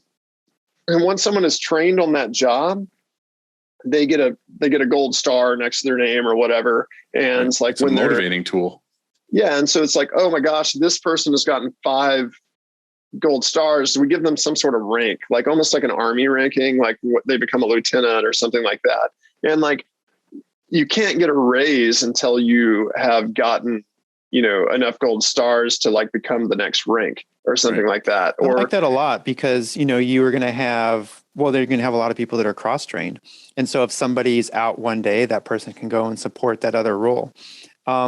Also, it's incentivizing them to just learn more about not just the industry, but about other people's jobs. Because if, the production manager understands, I don't know, the quality control job, then he may be, that helps his job, because he's like, well, why are you so slow? Or why do you take so much time doing that? Because, we're go back here and you're holding us up. But if he actually did that role, let's say, and You'd be like, oh, I get it. Yeah. Oh, I get it. And so I think that cross training does a lot of things. It does, that person can fill in if somebody's gone, but also you just have an understanding of that everybody's day here is difficult and challenging, but just maybe in different ways, I heard somebody, I can't remember who it was exactly. I was visiting a shop and they were talking about it, kind of that same thing in cross training. And the thing that stuck with me was he was talking about the person unloading at the press and the person at QC at the end of the dryer. And he was saying that if you get them to do both jobs, the shirts at the end of the dryer come out better, like as far as like being folded and put away, and make it faster and more efficient, because they realize that the guy at the end of pulling off the press is just grabbing them off the press and throwing them on the dryer. And it's kind of like, sometimes they're folded in half. Sometimes they're spun this way. Sometimes they're spun this way, whatever. The person at the end of the dryer is like, fuck dude. Like there's all like different ways. And it's such a pain in the ass. And then it's like, if that person ends up working at the end of the dryer, they're like, dude, will you stop fucking throwing them on the dryer this way? Like if you lay them out this way, I can easily grab them and they're more neat when I stack them. And it's kind of like, if they know each other's roles, it makes that whole process so much better and faster and easier, because they're doing it to help each other out, because they know, like, dude, I understand, like, this sucks if I do it this way. So I think the gold star thing is like a perfect thing. And that's what I'm saying. It's just kind of like, I've had this idea for a little while and I've been trying to like compile educational videos I find online, like YouTube stuff of whatever, if it's like Printavo or Marcotte or, Ryanette or whatever, if it's on a specific topic, I'm trying to make a playlist. And I'm thinking like Monday mornings at like 10 a.m. or something, like just having the staff in for like half hour, 45 minutes. And I'm like, all right, like, let's watch this video on like best practices on like white ink or whatever it is. And I tried one the other day, and I don't care if I like say how this went or whatever, but it's kind of like, I sat them down and I was like, hey guys, like, I kind of want to watch this video. Like, you're all in different departments, but I want everyone to just understand like why this happens or how this is or whatever. And it was like a mixed review at the end. Like I felt defeated at the end, because like some people were like really into like, all right, like I want to watch this. I'm concerned with it. Some people were like, why the fuck are we watching this video? And other people were like on their phone, or some people like walked back to their desk. And it's like I care a lot, and I feel like I care more than a lot of the people here as far as like screen printing is my life and like whatever. And I'm trying to motivate them to be like, I'm interested in learning this. And it's kind of like, maybe I do need that gold star thing to get them to be like, all right, well, if you're willing to learn like all these other things, then yeah, you deserve a raise at this point or whatever, because you have 3 stars in this or whatever. Because I just need to find a way to, I mean, they're all motivated to have quality prints and they like being a part of here. And like, we try to strive to do the best prints all the time, but like, I want them all to feel like motivated all the time to be like, we're always putting out the best of whatever it is they're doing. And that I, as an owner, I'm trying to figure out, like you were saying, like the best way to motivate them to do that. And I don't necessarily just want it to be about money. I don't want it to be like, well, I guess if I'll make this, I'll learn. You know what I mean? I just don't know exactly how to go about it. And it's something I'm working on right now. We do these lunch and learns sometime where like, we'll do that kind of thing, but like we'll bring in lunch, even if it's just pizza or something. And, which is getting a lot harder, by the way. Like we used to get lunch for people all the time, but now it's like, we've got like almost 50 people and it's like, oh my God, This is really expensive. Yeah. But the, so at least there's like some motivation for them to be there other than like, learning or whatever. Pizza. Yeah. So that's been good. One cool thing that we've done in this, we did this last year where we actually like invited in a couple of our big customers for lunch thing. And like, we had them come in and like, when we did that, they came and like kind of said, this is why we use printed threads. And they were like, said all these really nice things about like, we don't have to worry about the quality. We don't have to worry, like we use you guys because we love you and you guys do great work and all the stuff. And then when they left, like all of our staff was like, high-fiving each other kind of Right. like they're felt proud. You know what? That's a really good idea. That's something that I think is missing. I get to see the end result a lot of times. I get to see the customer picking up the shirt, or I get to see an email that says, "Hey, these shirts are great, thank you."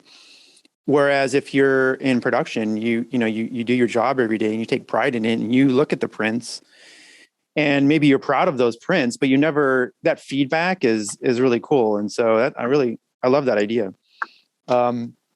What you said earlier, Dylan, what you were saying about trying to find a way to, motivate, I guess, people, or to have them participate in watching those videos. I mean, that is tough too, right? And so maybe the star thing, because they get it, it's like, maybe it's in the break room or whatever, and they say, "Oh, I watched this video and I kind of learned this process too." And that's going to actually help their job when they're quoting.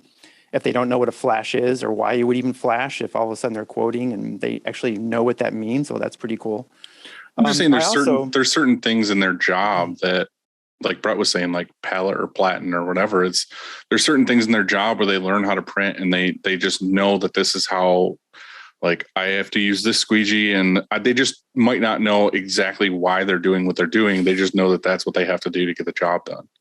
And it's kind of like, I want to take the next step where it's like, all right, well, this is the science reason why we're putting the squeegee at this angle and we're using this pressure, and this is what fibers look like under a microscope, and this is why we're doing this. And it's like, to them, they're just like, yeah, I know we fucking use this white and we put it in the screen and we print this shirt, and I need to make sure it looks good and this and this. It's like, I don't know, finding a team that really does care about their job and isn't just running out the clock and going home and living for Fridays, or I guess living for the weekend or whatever.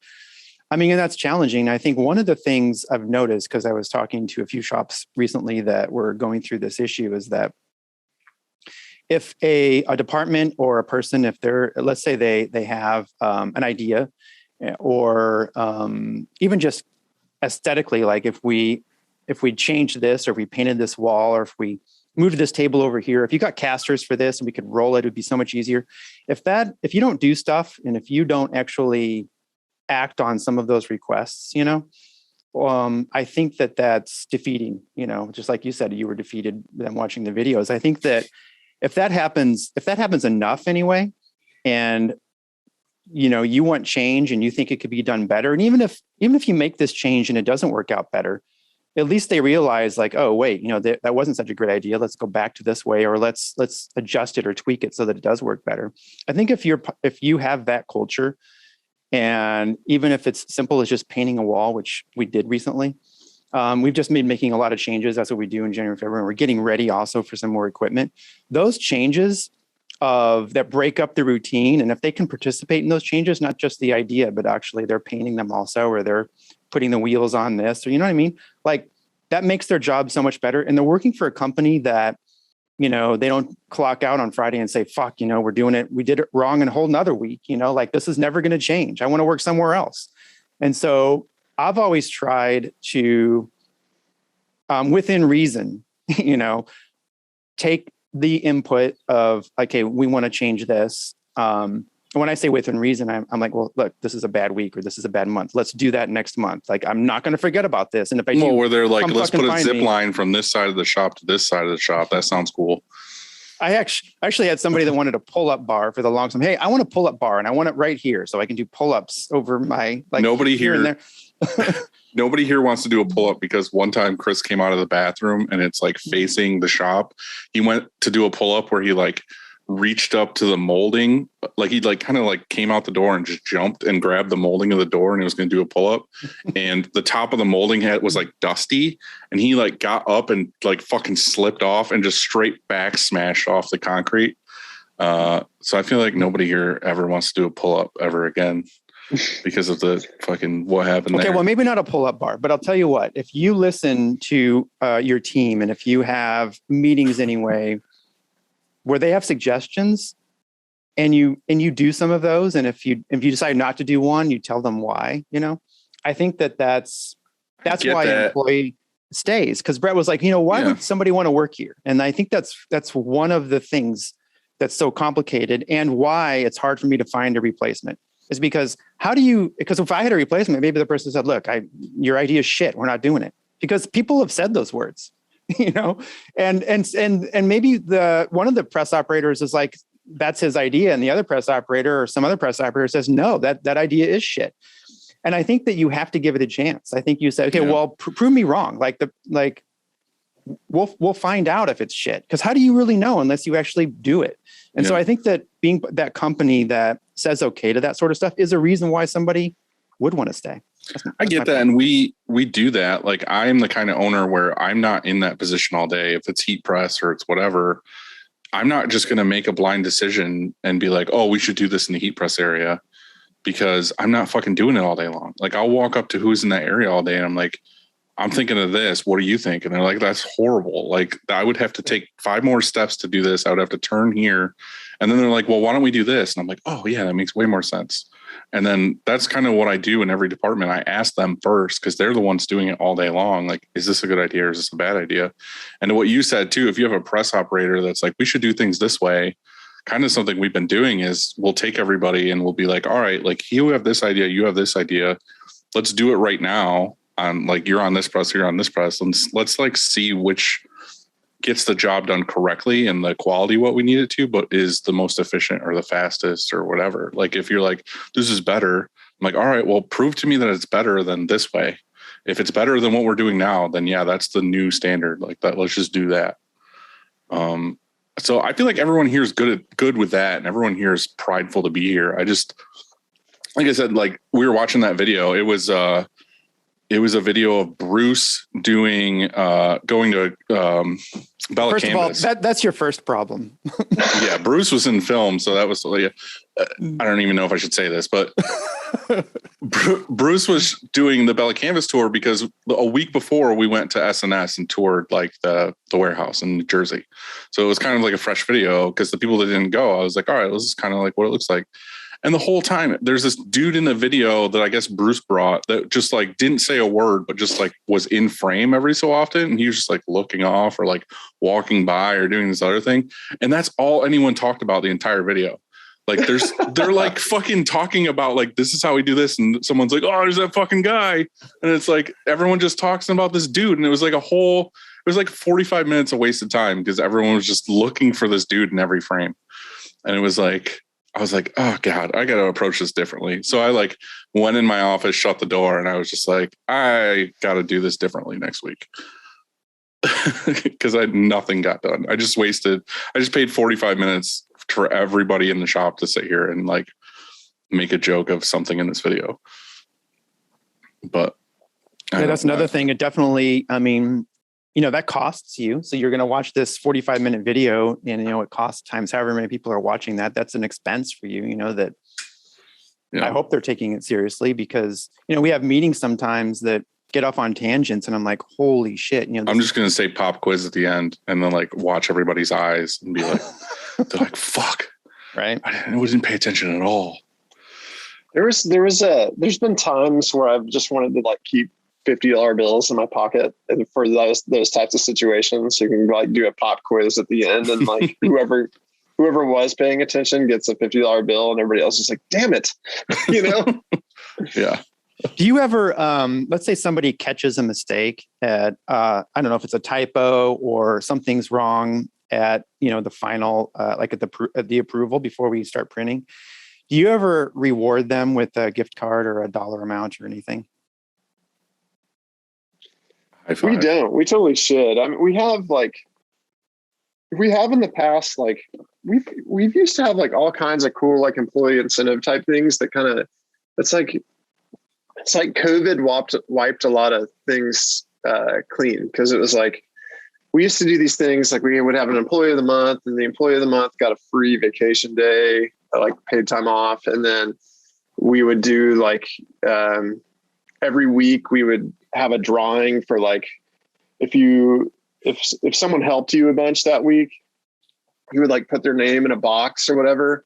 And it's like, we would draw a name out of the box or whoever like got the most things.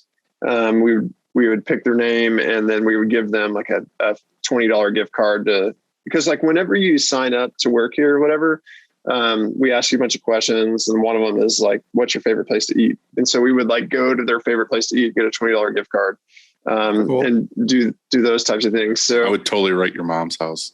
and then, so we would like have to just give you $20 bill, I think, which is smart.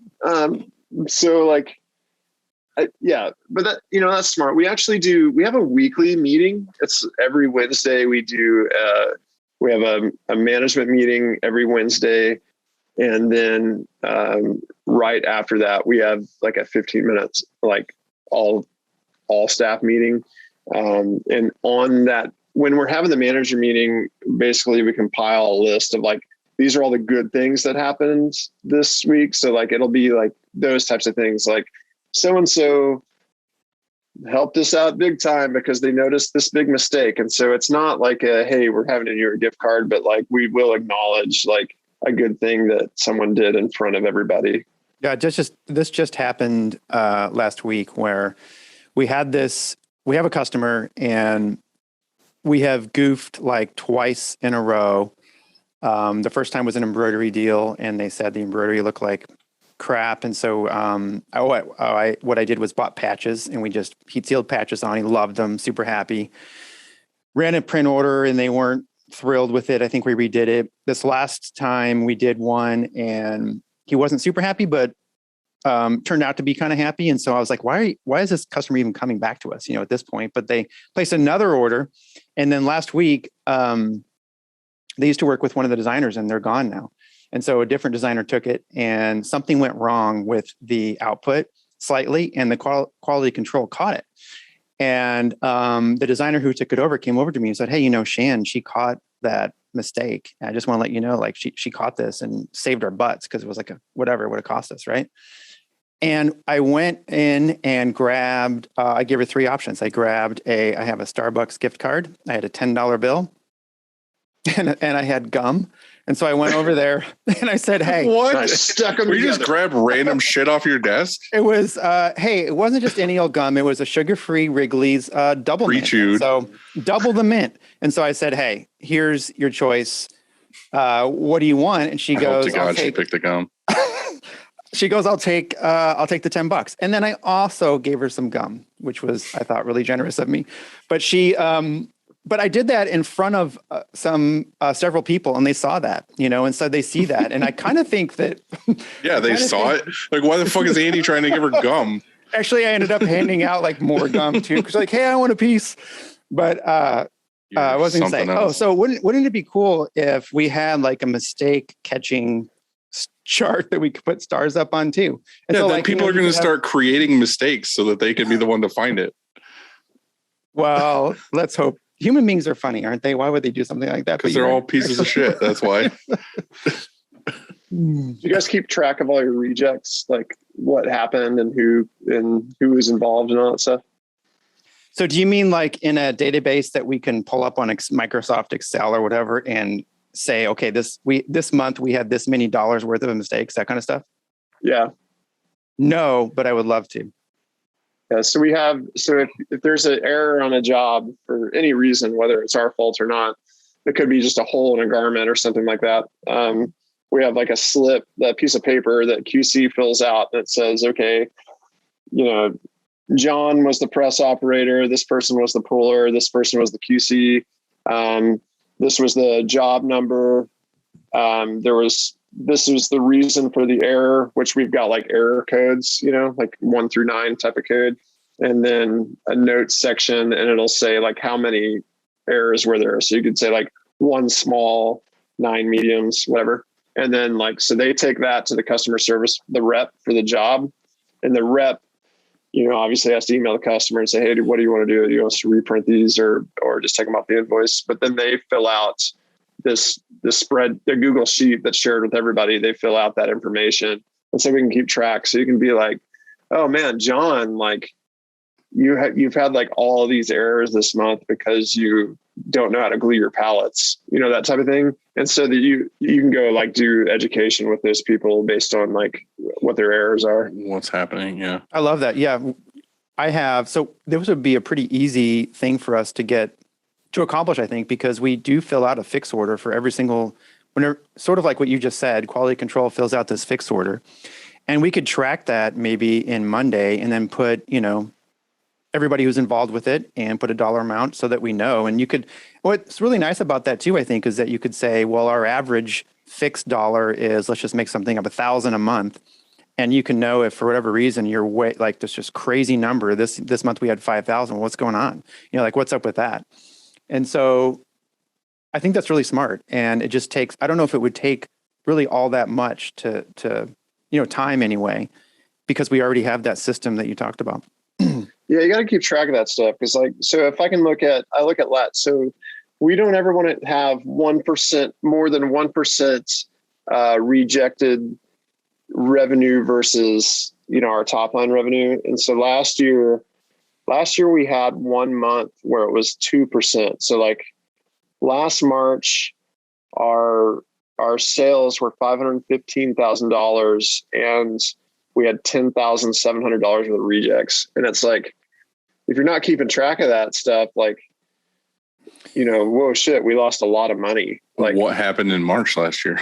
Yeah. So let's go look. And so I can go back and look and see, let's see, in just one order, $3,000 worth of shirts were rejected for wrong placement. So, that means that they printed the front and the back or something. Oh, I thought you meant like there's it was another too low order or something.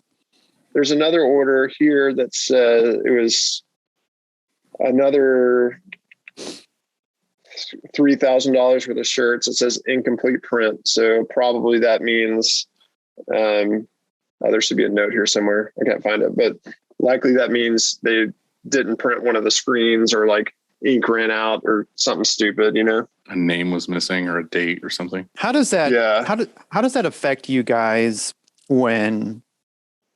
You have you know that you lost 10,000 that month, or let's say that day, like you found out, you get that email and the customer's like, hey, we don't like the shirts, we're rejecting them, and you're out $3,000. How, that used to bother me, like to the core, not just because, To the core. like to the core, because I was embarrassed because, like we're better than this. And, was it negligence or was it just inevitable? Like, oops, this, where in the process did we go wrong?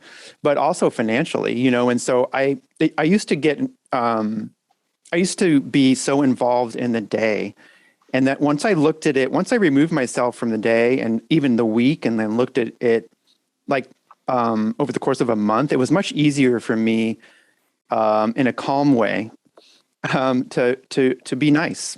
I'm looking at that, work hard, be nice again, because I think that's an important part, because if you go at your team with when you're upset because you lost $3,000 that day, because that sucks. Right.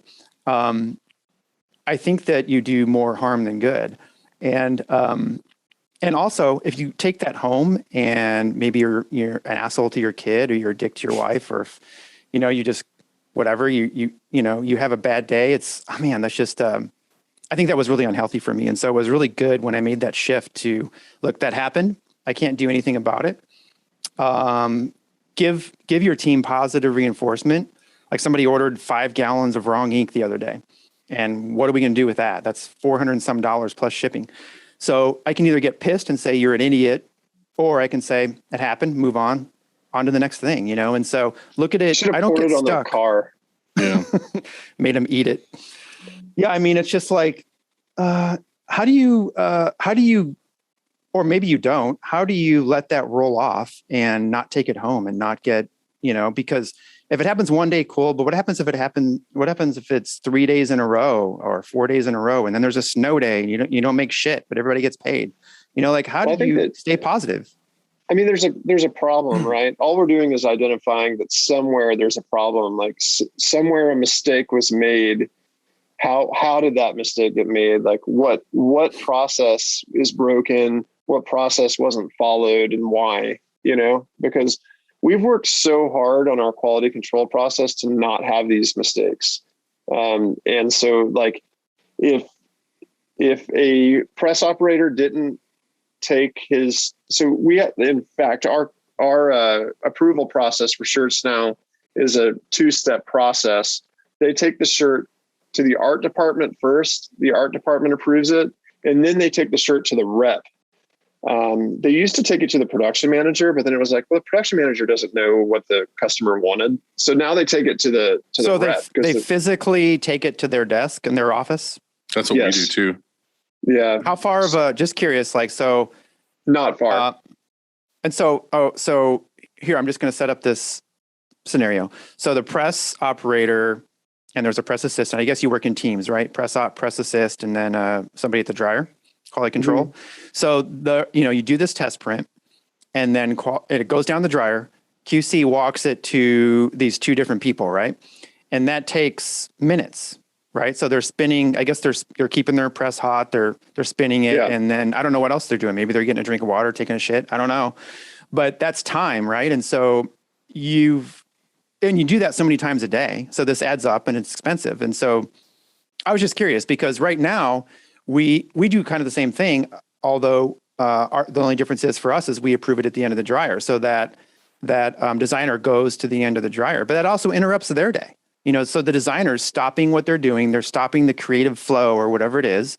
They're being interrupted and they're walking over to the dryer. And so, I don't know. That's tough. Like to go, and I feel like it's totally worth it though. It's totally worth the checks because then I'd rather spend 5 minutes in somebody checking something than have to fucking eat $3,000 order or $10,000 order or whatever. I feel like we have one of the people on press, either the loader or unloader or whatever, they print it, run it through the dryer, bring it in, and then they take it to whoever sold the job because there's always something where that customer was like, well, I kind of want it to be like a vintage AC/DC shirt or something. And then they look at the print and they're like, oh, well, maybe instead of 2 passes of this, do 1 pass of this or something to get it look more like the vision of what they knew the customer wanted. I do like the idea, like Brett said, though, like having the art department check it just in case there's like a technical thing. I think we talked about this last week where we were saying how many times do they fucking look at a print and you're like, oh, like there's only, this phone number is not a real phone number or like spelling or, I didn't put this black ink in there when it's supposed to be this, like, customer service or whatever that looks at that print might just be like, yeah, that looks cool. But there's actual technical difficulties in the print that aren't. Yeah, we have a list. It's like read every word, measure the art, all those things. So it's like everybody actually has like, those little, I don't have one on my desk right now, but those little tape measures that are only like you pull them out or whatever.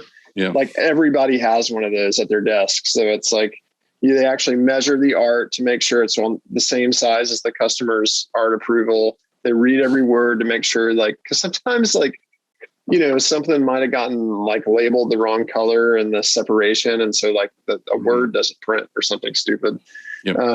But yeah, so we do all that stuff just to make sure it's good. But kind of going back to what you were saying, Andy, about like getting pissed, like I used to get so mad. Like I have a temper and I'd get so pissed off and I would throw things or scream at people or whatever. And it's like, I realized too, it's like, you're going to lose really good people, because they're like, they don't like, they could just go work somewhere else, like how much are they getting paid to deal with that situation? Like they understand that you're stressed out. They understand that they made a mistake. Like, but yelling at someone isn't going to fix anything. It's kind of like now when you go to a restaurant or you're on an airplane or any situation where you just watch someone yelling at someone that can do nothing about their situation. It's like, what do you want me to do? Like, I can't fix it for you. And so, I've had to kind of swallow that and try to understand it and approach it a different way. Like, instead of coming at someone and saying, why did this happen or whatever, it's kind of more like, hey, could you just tell me from your perspective, what happened here, so that they can at least fill you in from their perspective. And they might say exactly what you expected, or they might say something completely contrasting what you were expecting. Yeah, I just sent myself a mental note. You just did? Yeah, I just sent myself a note. I was like, maybe have Brian check over prints as well. Yeah, I think the more eyes, the better, because like we said, so maybe the printer, they're looking at registration and saturation, these kind of things, and quality control. They're more about maybe, spelling or something, like the typos. And the designers coming over, they're more familiar with what the customer wants. And so, they can look at those things. They designed it, they understand what they designed. And then there's the, who is it? Customer service rep. We don't do that, although every once in a while we do. But that's even another level of, if the customer service rep's coming at it, they're coming at it from a whole different angle and maybe they can catch something. I mean, our accuracy is really, really good. We don't mess up. We used to all the time. And once we've done all these different steps, which, by the way, are skipped sometimes. And because, you have to remember to come back to the fundamentals, and talk about those every once in a while. Otherwise, you get away from some of these things that we make up these rules, and we're busy, and you got to wait for that approval. We're like, I don't know, it looks pretty good. Tell them it's good, or you do approval, and they're like, hey, it's I like it, but let me see one more if it's and move this or something like that. Sometimes the press ops are like, I don't have time for that. We'll make it good, and they just go, and they skip steps, and so. I have to remember that if I'm on press, which sometimes I jump on to help somebody out, or somebody's, they go to the dentist or whatever it is. And if all of a sudden I'm on press and I have to I want to sometimes skip that step and look, I'm in a hurry. Got to get back to my emails and I don't have time for this shit. But if I skip that step, then I am a piece of shit. Okay, look, Andy doesn't care. He skips this step. We can too. And so I have to do follow that shit all the time. I do that all the time. I'm guilty of that because I don't do customer service really much anymore. And I still have a couple customers that hit me up, and then I'll be like, all right, I'll just put the order in. And then I don't fill out the mock-up form or whatever. And then Brian comes in my office. He's like, I'm like, yeah, fuck, I'll do it today. Whatever. I tell everyone else protocol. And then when it comes to me, I'm just like, I'm the owner. Fuck, I got actually other shit to do. That's why I just don't handle that stuff anymore.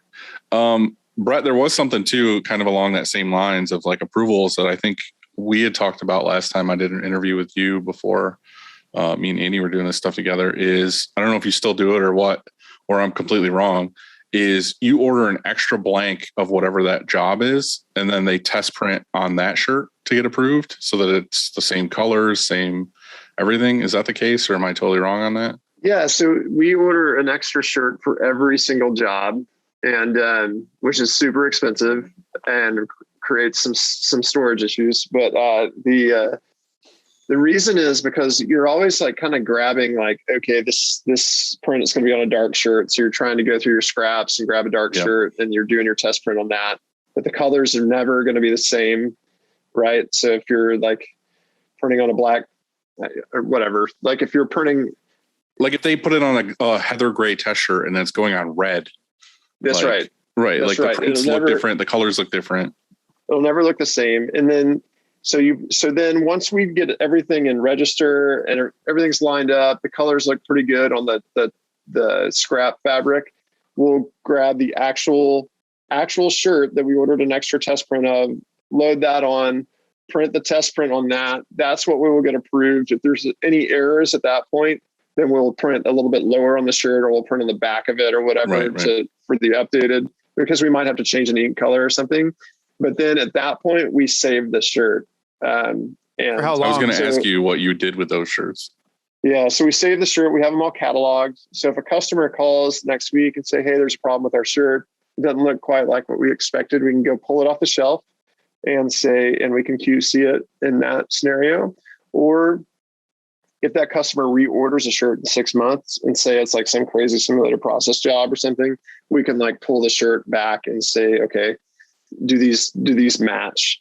We do a lot of retail stuff. And when you're shipping into retail, a lot of times a customer has ordered, a full size run, they ran out of size mediums. And so when you're replenishing them, and they grab the mediums from the new order and go put them on the shelves with the old smalls and old larges, if the mediums look wrong, they'll reject them, even though the prints look okay, right? So, and it's usually off by a very slight tint because you printed them on a hot day and this time, and you printed them on a cold day last time. And so, you know, your flashing was different or something, and it's just a shade off. Yeah, I've always loved that idea. We haven't implemented it yet, but I've had it on my board. Like there's literally a board right across me right now where I have like order extra shirt. I think I talked to Chris about it once about ordering it.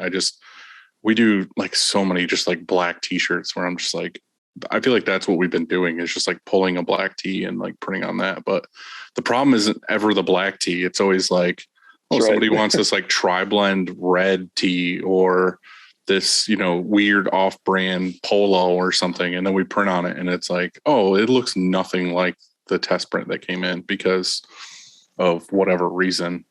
You know, it's always something where like this print has like red in it, but it's going on a red shirt. And then the test print, you're like, oh, this looks good. But then you actually print on that shirt and there was not enough contrast with the red ink and the red shirt. And then it just fades in and you're like, wow, that looks terrible. And then you lose the shirt. Right. And so that comes out of the customer's order and the customer's like, oh, I really needed that medium because it's for my whatever. And then, so we were kind of facing both of those problems. We're like, let's just nip that, you know? And so it is definitely like, I think we print about 500 to 600 shirt orders a month, you know? So that's 500 to 600 extra shirts we order a month, which now that, you know, a ring spun cotton shirt costs like $70. It's exactly. it's a big expense. Yeah. My question, I guess the full circle on that was, I was just curious what you did with the shirt, but so you just have like a whole racking area where you're just keeping everything. And how long are you keeping them for? I think we'll kind of keep them until like there's no space. And then we'll start like taking a couple boxes at a time and tossing them, which for a while we were like, we had this pallet of shirts and we're like, what do we do with these? Do we send them somewhere to be shredded? Like we're trying to find a place to put them. And then some, like we've got this like fenced off area in our back lot and some like homeless people, we're really close to like, we're downtown Fort Worth and there's like kind of a homeless population really close to us. And like some homeless people came and stole a bunch of the boxes. And so like now I'll be like driving downtown and see homeless people. I'm like, I think we printed that shirt. Oh, I know. We had that one year where we had the test bin or whatever, and we would print, you know, you'd print like here and here and here and like the sides and the back. And then you would turn the shirt inside out and you would like print on the inside out part, like literally print on every possible surface area on the shirt. So you didn't waste it. And then when we're done with that, a lot of times what we're just throwing that shirt in the garbage. Like I've literally like gone to the gas station in town and like be pumping gas and see the guy pumping gas on the other side of you wearing that shirt. And I'm like, dude, there's prints on the inside. Like they had to have just like pulled it out of the garbage can. They're like, oh, this is cool.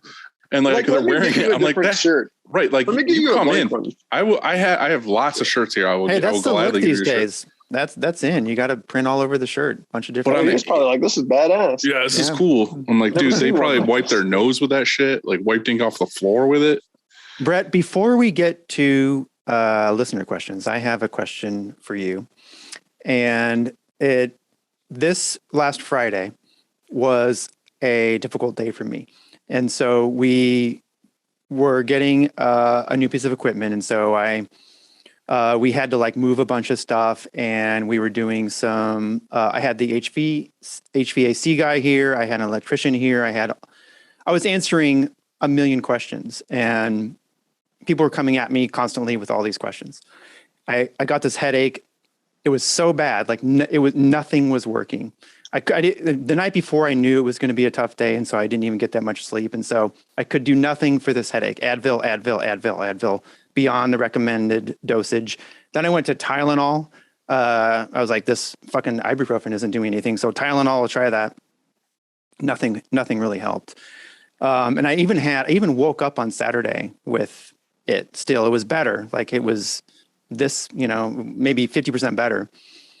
But I know like you and I were going back and forth about headaches because maybe a few months ago you had this migraine and I don't know if you ever got rid of it. I don't know if you still, even now you maybe still have it, but I said, I saw a post you made and I recommended a chiropractor because I had just coincidentally got back from a chiropractor and I thought, well, maybe that could help.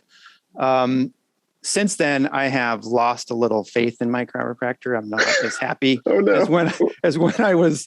And that's partially probably my fault because I was a terrible patient. Because he's like, Andy, you have to do, when you're at home, you need to do this, 95 times, and like I didn't do that. Does your chiropractor like fully mount you?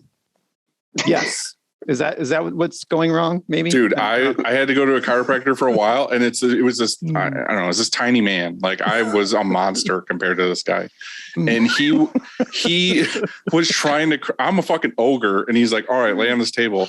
He would like fully mount me, like legs over my chest, like he was doing all this weird fucking shit, and he could never crack me. He would like put his whole might into it. He'd put his knee in my back and like grab my head, and was like trying to do all these things, and he's like, "Oh, we'll try next time, like stretch more.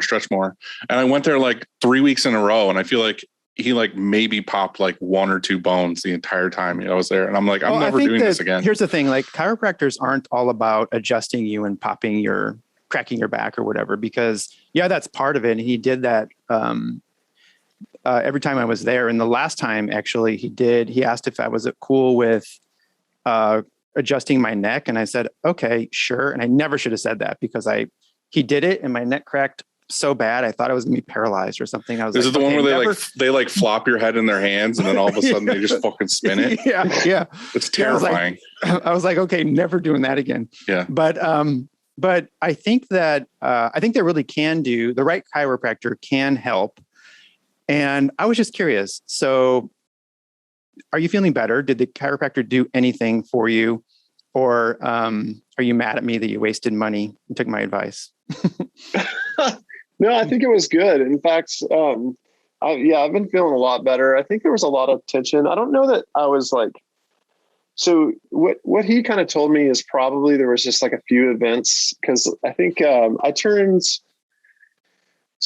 40 at the end of November, and for my 40th birthday, I was like, I don't know what to do. So we went to one of those like go-kart places that has like the 50-mile-an-hour go-karts or whatever. And so we're like racing go-karts around, and like, of course, like it's like my wife and myself and my brother and his wife and Tom Davenport and our other friend Tom. And like, we're just racing, we're like spinning out and ramming into each other and stuff, going crazy fast. And it's just like, probably that wasn't good for your spine or whatever. And then like, we got the kids season passes to Six Flags this year. So like a week later we went to Six Flags and we're like riding roller coasters or whatever. And right around that time I started having terrible migraines. So probably my back was just like, you're getting older. You shouldn't be doing this stuff on a weekly basis. And so, yeah, I think him kind of straightened me out a little bit, probably helped. And there was just like crazy tension. But yeah, so I appreciate your concern for my well-being, honestly. Yeah, well, I care about you. And thank you. Let's talk about feet now. Mine are way, way better. So I don't have. I didn't mean let's talk about feet, Andy. I thought you cared about me. I care about you to the point where we don't talk about feet anymore. Okay. Well, then I won't share. Okay, cool. I got a listener question that I thought was interesting, and it is from Stash Studios. And they ask, when was the last time either of you got into an actual fist fight? So, Dylan. We actually had this discussion the other day. I feel like the only person I've ever fist fought was my brother. We just always had that rule of like no punching in the face. So we would punch each other as hard as we could everywhere else, but we wouldn't punch each other in the face. But the worst fight I ever got in with him was we had just got done like riding dirt bikes on the track or something. And we were in the garage and we started arguing, and he picked up this like massive crescent wrench and like whipped it at me. And I was like walking away and it hit me like right square in the spine. And that was like the worst pain I've ever felt in my life. Sounds like dodgeball. Yeah, I did not dodge a wrench. So yeah, I've never gotten like a full on fist fight with anyone other than my sibling, which I kind of want to do at some point. Like, don't you ever have that thing where like you want to rescue someone like at a bar or something? Like someone's in trouble and you just come up, fucking like uppercut them or something. Like you're a hero. Yeah, and everyone's like, yeah. And then you find out you accidentally like murdered that guy and go to jail for the rest of your life. Brett, how about you? I don't know. The last time I got in a fight was like in middle school. And me and the other guy got suspended for a day. My dad was really mad at me. I did have a girlfriend punch me in the face in school. Oh, that was nice. Yeah. I mean, I had it coming. Was it friendly? No, it was not friendly. We weren't boyfriend and girlfriend after that. That was the breakup. Yeah, I did some stupid stuff and she came running down the hallway. I saw her out of my peripheral and then she just like put her whole body weight into punching me in the face. Good for her though, kind of, you know? Yeah, it was good. Yeah. I'm proud of her for that. My last fight was 7th grade, and I was it was with one of my friends, and we had a disagreement and it came to fisticuffs, but we weren't trying to like knock each other out, but we were fighting and it was in the hall, and then we got in trouble, got taken to the principal's office, and we got 10 swats in 7th grade. Swats? Fucking hard too. Yeah. They used to that do must that have been shit. the end of SWATs. It was the last one. It was in the 80s. This was normal. But yeah, they got swatted. They didn't even ask our parents. They just, and if they did, my stepdad would have been like, fine, cool. Yeah, double. Fuck them. Just him. So yeah, 7th grade. Right. We should bring that back for the shop. Like you fuck up $3,000 worth of shirts, you're getting swats in my office. Oh boy.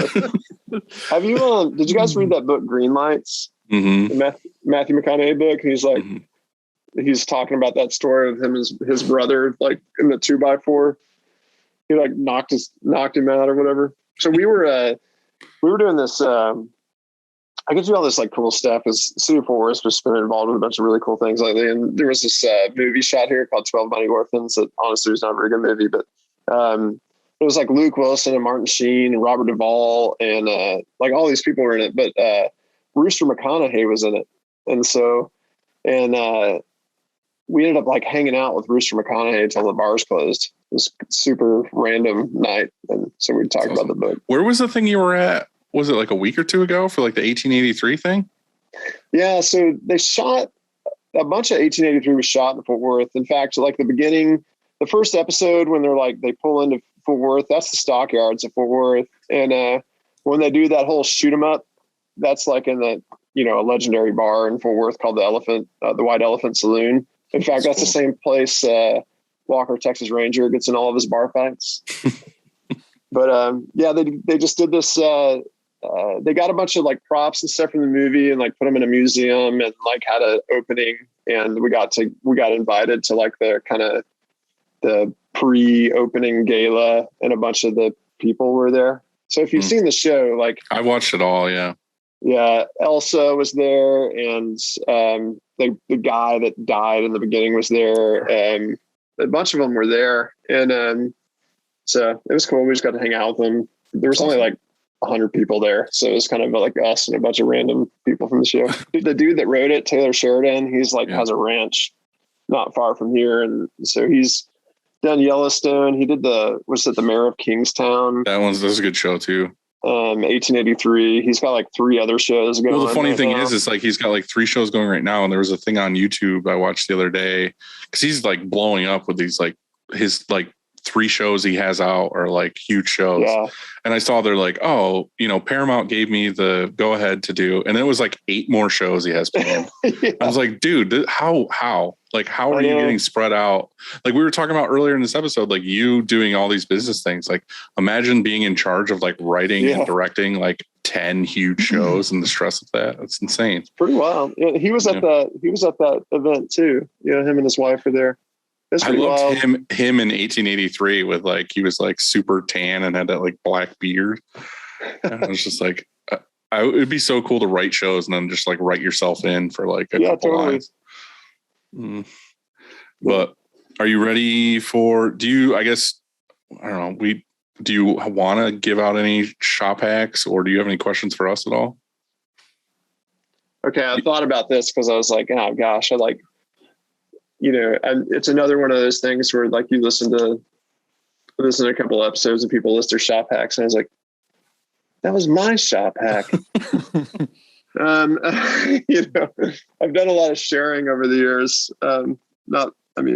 Happy to. So I'm going to give this one out because someone asked me this question recently, maybe at Long Beach, and I hadn't thought about it in a long time. But with water-based printing, as soon as you put the ink in the screen, right, the bottom of the screen now is kind of wet, right? So if you get a pinhole, you can no longer put like Scotch tape on it. It'll just come right off. Right.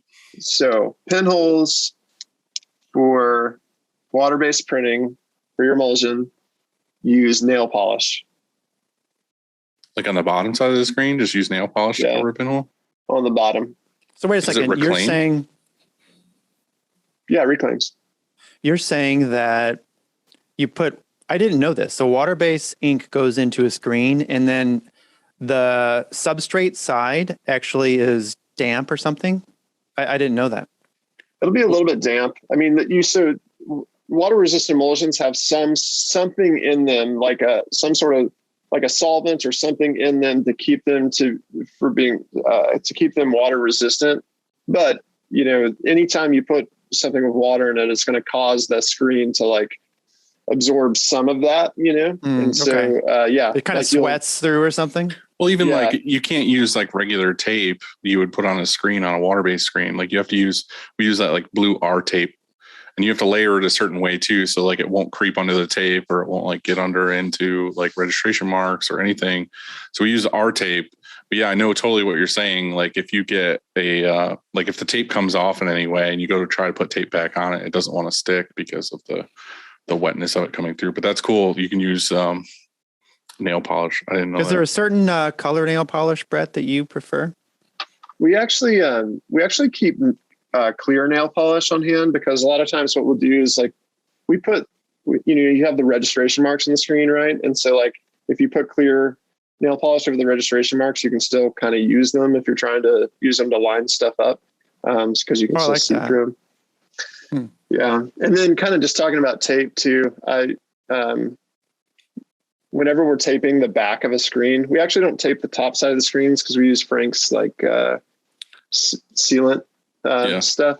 So the permanent blockout. So we just tape the back of the screen. And when you tape the back of the screen, obviously the squeegee is going over it a million times. So like if, it could be no more stuck to the back of the emulsion. So it's like impossible to peel off unless the first piece of tape you put on, you do a little dog ear, and we call that the buddy tab. Mm-hmm. So your buddy and reclaim can peel the tape off really fast. That's one of those. You tape it in line too, so when you pull one, it pulls the whole thing. That's right. Mm-hmm. Yeah, it's a good one. Yeah, we were talking about that when we were at Long Beach too, because we were looking at that tape that the PMI has, the new one where they have you can rip it by hand and it has the little dog ear already kind of like built in, like the non-sticky strip. Oh, that's cool. Remember, Andy? You're nodding at me like you kind of know what I'm talking about. I was letting you go. Yeah, I remember. Okay. But so I'm curious, couple questions for Brett. So you don't tape the inside or the ink side of your screen. Are you using 2331s or 2536s? We're using 2331s, but yeah, that's kind of like people that do use 2536s for standard size frames, like our friend Eric Solomon. I don't think he uses tape at all, because you're so far away from the frame. Right, you have that space. But you're using, which is great because you save some time and save some cost of tape, but you are using a lot more emulsion. So there is some cost difference there. Mm-hmm. Okay. You have any more or questions? I don't really think I have questions for you. I did want to say though, to both you guys, I'm really proud of you guys for what you guys have created with the shirt show. I think that you've really created a great community of people and a place for people to go and listen to something and feel like there's more people like them out there. And so just what you guys have created over the last couple of years, I think is really, really important.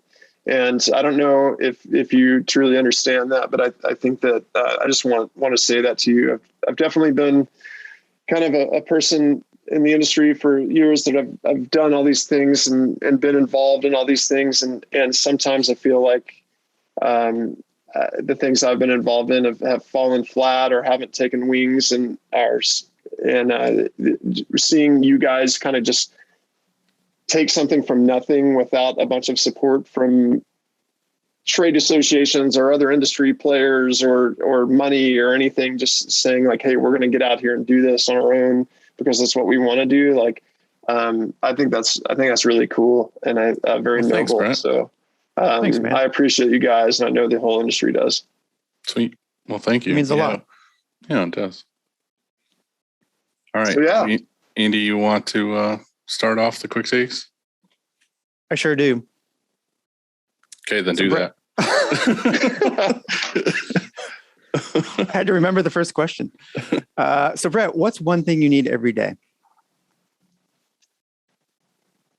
Toilet paper. Yeah, Now, that's true. to add to the toilet paper, how many squares? And do any of you ever, since you had kids, still want to use wet wipes or use strictly toilet paper? I'm saying 12 question. squares. The wet wipes thing is, I understand it. However, I don't partake, and but I do think that we should all make some heavy bidet considerations. Yeah, I do too, because check this out.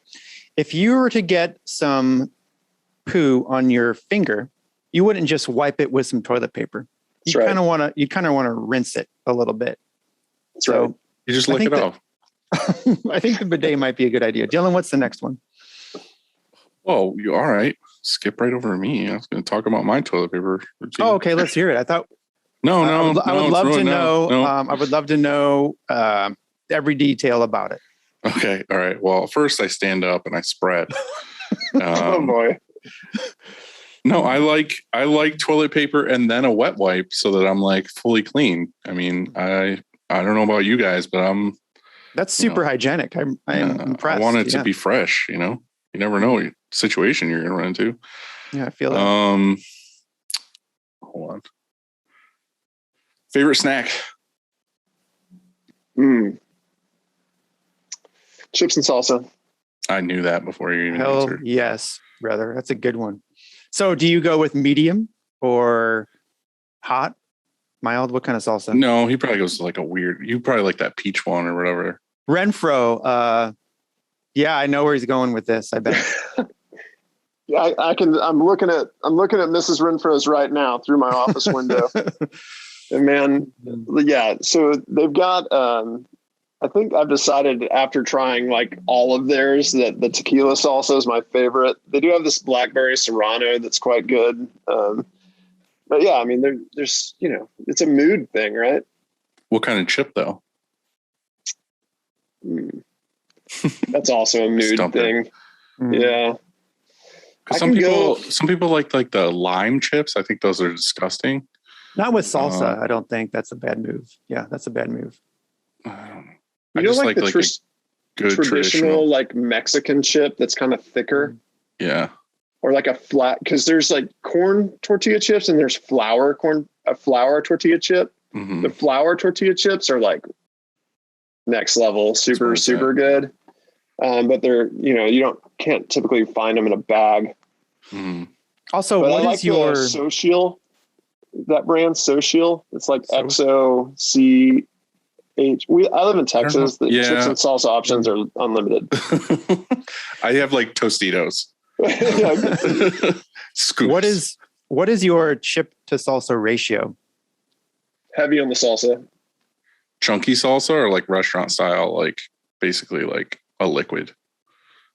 I'm right in the middle there. Sometimes I go to a Mexican restaurant here and I'm like, yeah, I'll have salsa. And it's just literally a bowl of Soup. like, well, either soup or it's the opposite where it's just straight up diced tomatoes, like no juice, no nothing. It's just like tomatoes. Right. And I'm like, this is not salsa. Yeah. I don't like the soup because I like to be able to pile a big giant tablespoon or more of salsa. And if it's soup, it just runs right off. And so, yeah, 2 soupies, no good. Next question is, where is your happy place?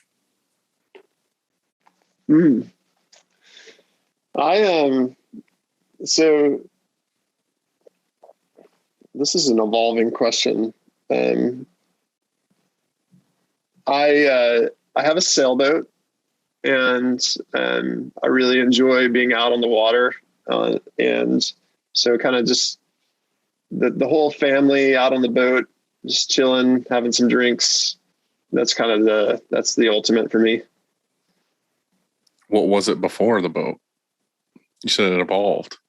I don't know. I feel like I like to travel a lot. And so I feel like happy place ends up being like, oh, it's, some people are like, it's the beach or it's in the mountains or, and so, and it's been those things for me. Mm-hmm. Yeah, right now it's probably the boat. Okay. What are you watching right now, shows wise? We said 1883, but is there anything else? Marvelous Mrs. Maisel. I haven't watched any of it. It was a big deal here for a little while because they filmed some of it here. Oh, cool. But yeah, I never watched that. I think I watched like the first episode and then I was like, I don't know about the show, but it's still good. What is it, like season 3 or something now? 3 or 4. Yeah, it just started the season 4. I think also we just started watching that Netflix series Inventing Anna. Oh, with Ruth from Ozark? Yeah. It's about the girl that like defrauded all those people, so that she was a millionaire heiress, and it's interesting. She's a terribly annoying dialect speaker, but that's how Ruth is, though. I want to say maybe you answered this, but 2 autos or 10 autos? 2. I had that in my mind to ask you again, because we kind of started with that. You were saying that Jack Prince was kind of downscaling and you visited him, and that's kind of where you're at now. Do you feel like you're comfortable where you're at now, or do you want to scale back at some point? I feel like we're pretty comfortable. I think it's looking at what is manageable and how do you manage it, and like what management cost is that? Because if you look at it, it's almost like you have to have a management team for every dryer that you have, or you have to have a supervisor for every dryer, because you can't look like a production manager can't have eyes on both dryers at the same time and the presses at the same time. Right. So you kind of have to have like a QC manager, and then you have to have a manager or a supervisor for each pod of presses, And so if you can develop that out and develop like what the cost of all that is, I think it's deciding like how much you want to scale and like how much square footage you want to take up and all that. Like we have a 21,000 square foot building, and like we are maxed out, and like I don't want a bigger building. That's a lot of space. A bigger building, we would have to go. And you just got a new building. Right. A bigger building, we would have to go somewhere out farther away to be in an area that we don't want to be in. And then you can decide like, okay, do we want to add shifts? But if you add that second or third shift, like how do you manage that? Or the people that are working the third shift going to be as high quality as the first shift? There's just a lot of variables to think about. How much headache do you want? And none, no headache. It's funny how shops scale. I think some do it differently. For us, when we were a 2-press shop, that was my favorite kind of, I don't know, I guess level of volume. Because I think profitability is different. I mean, you can have a 2-press shop and not be profitable, but if you're running, I think that if you have a 2-press shop and you're efficient and you have like a screen room to support it, that you can do very well, and you can take vacations, you can have a sailboat and all that kind of stuff.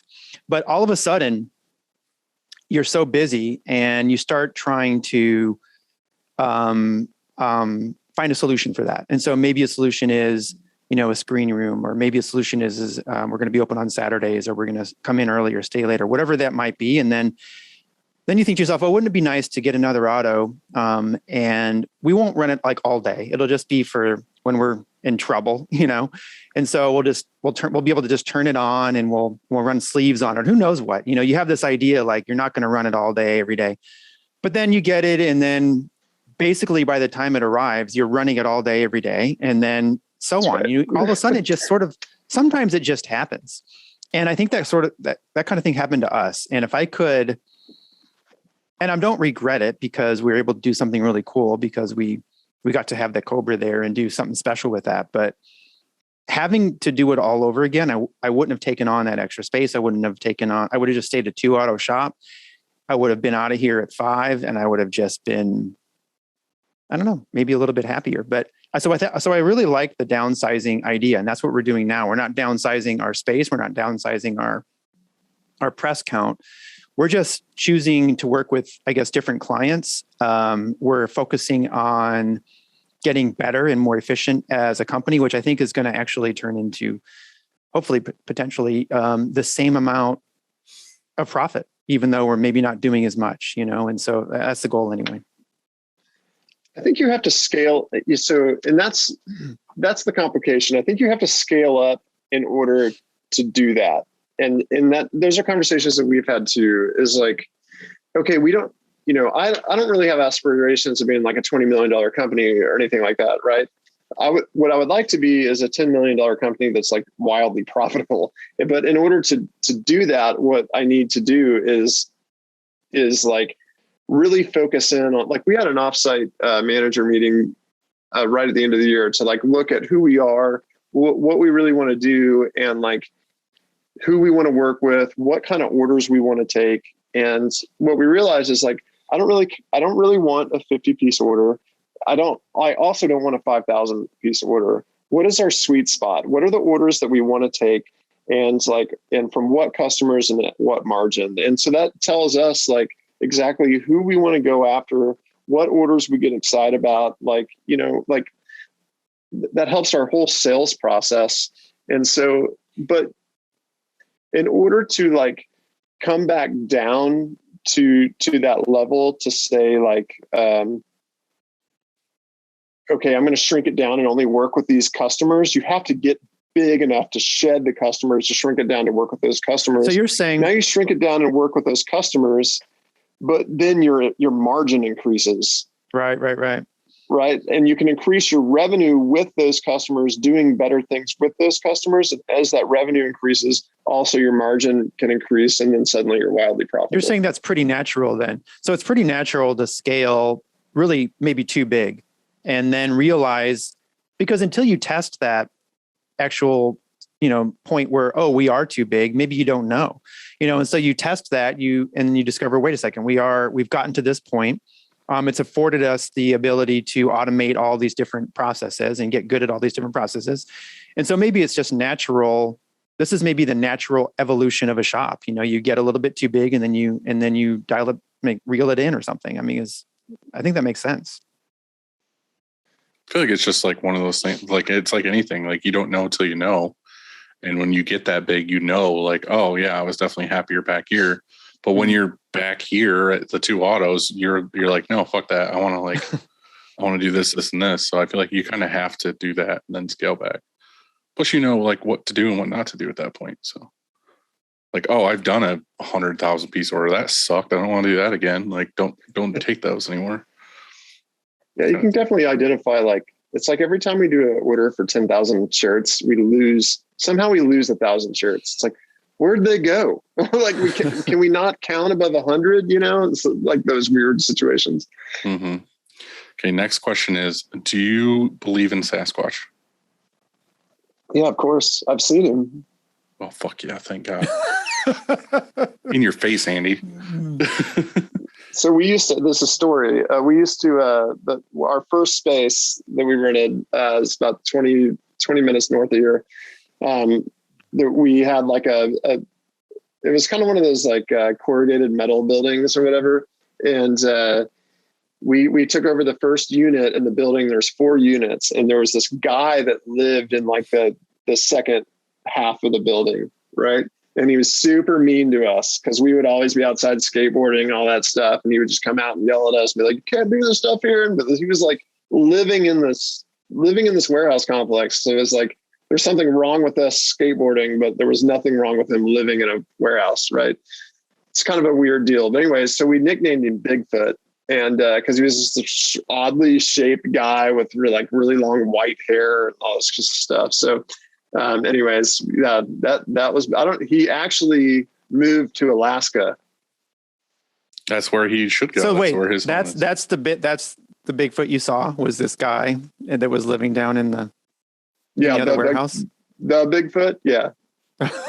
Okay. Yeah. In your face, Dylan. Totally plausible. Fuck you, Andy. Could have been. You don't know. We had a skate shop for a while called the General Store, and our mascot was a Sasquatch. And the guy's name was Glendon. And so the Sasquatch was like waving a flag with a G on it. And homage. See, Andy? He likes it. All right. Finish her off. Yeah. What is for dinner tonight, Brett? And I was just thinking maybe I'd stop by the store and grab a couple ribeyes. Have a big celebratory dinner for being on a world famous screen printing podcast. I had steak and asparagus right before I came here. Oh, really? Mm-hmm. There it is. Yep. How'd you cook the asparagus? I did sous vide and then cast iron with butter. Mm. Oh, no, that's what I did with the steak. With the asparagus, I just did it in a pan. Like you didn't, have you ever tried broiling it? Yeah. You know, with a little olive oil, garlic. Yeah. I just do like olive oil and like vegetable seasoning, salt and pepper, a little bit of butter. Delicious. Like to peel, throw it. Yeah. Get a bunch of vegetables, put them in a pan, take carrots, peel the carrots, olive oil, salt and pepper. You can't go wrong with salt and pepper. Salt and pepper on everything. That's pretty much all you need. Yeah, especially in Texas with barbecue. It's like the number one season for barbecue. See, that's what I mean is like they tell us salt's bad for us. That's one of those other things. I wish I didn't know that because I would salt the shit out of everything, but they're like, oh, you got to cut back on that stuff. See, that's why we need to go back in time. No, you just do that shit and you YOLO and you fucking live it up while you got it, Andy. That's right. Yeah. We keep saying it's not the years in your life. It's the life in your years. Yeah, I have so many good stories from stupid shit I've done. If I took it easy all the time, I would have shit stories. It's so genetic too, though. It's like my wife's grandfather passed away a couple years ago, like at 100 years old, and he was eating like Oreos all day long every day. It's like he would never ate healthy. So it's like, okay, sure, whatever. Like, yeah, there's going to be times in your life where you got to take it easy on some things, but like, I don't know. Yeah. It's not foolproof. Yeah. Men in my family don't usually last past like 65. So I'm just like, fuck it. You got to live it up now, man. Exactly. Yeah. So that's my method. Well, thanks, Brett, for coming on here. We super appreciate you, man. And we're happy to have you on and go over Maid Lab. I'm stoked on that. I hope you guys crush it with that. And I could send my crew out there to learn some things. But yeah, thanks for spending some time with us. Very well said. Yeah, it's good to see you guys. Great talking to you, and look forward to hanging out soon at the next. Are you going to Atlantic City? No, I don't like going there.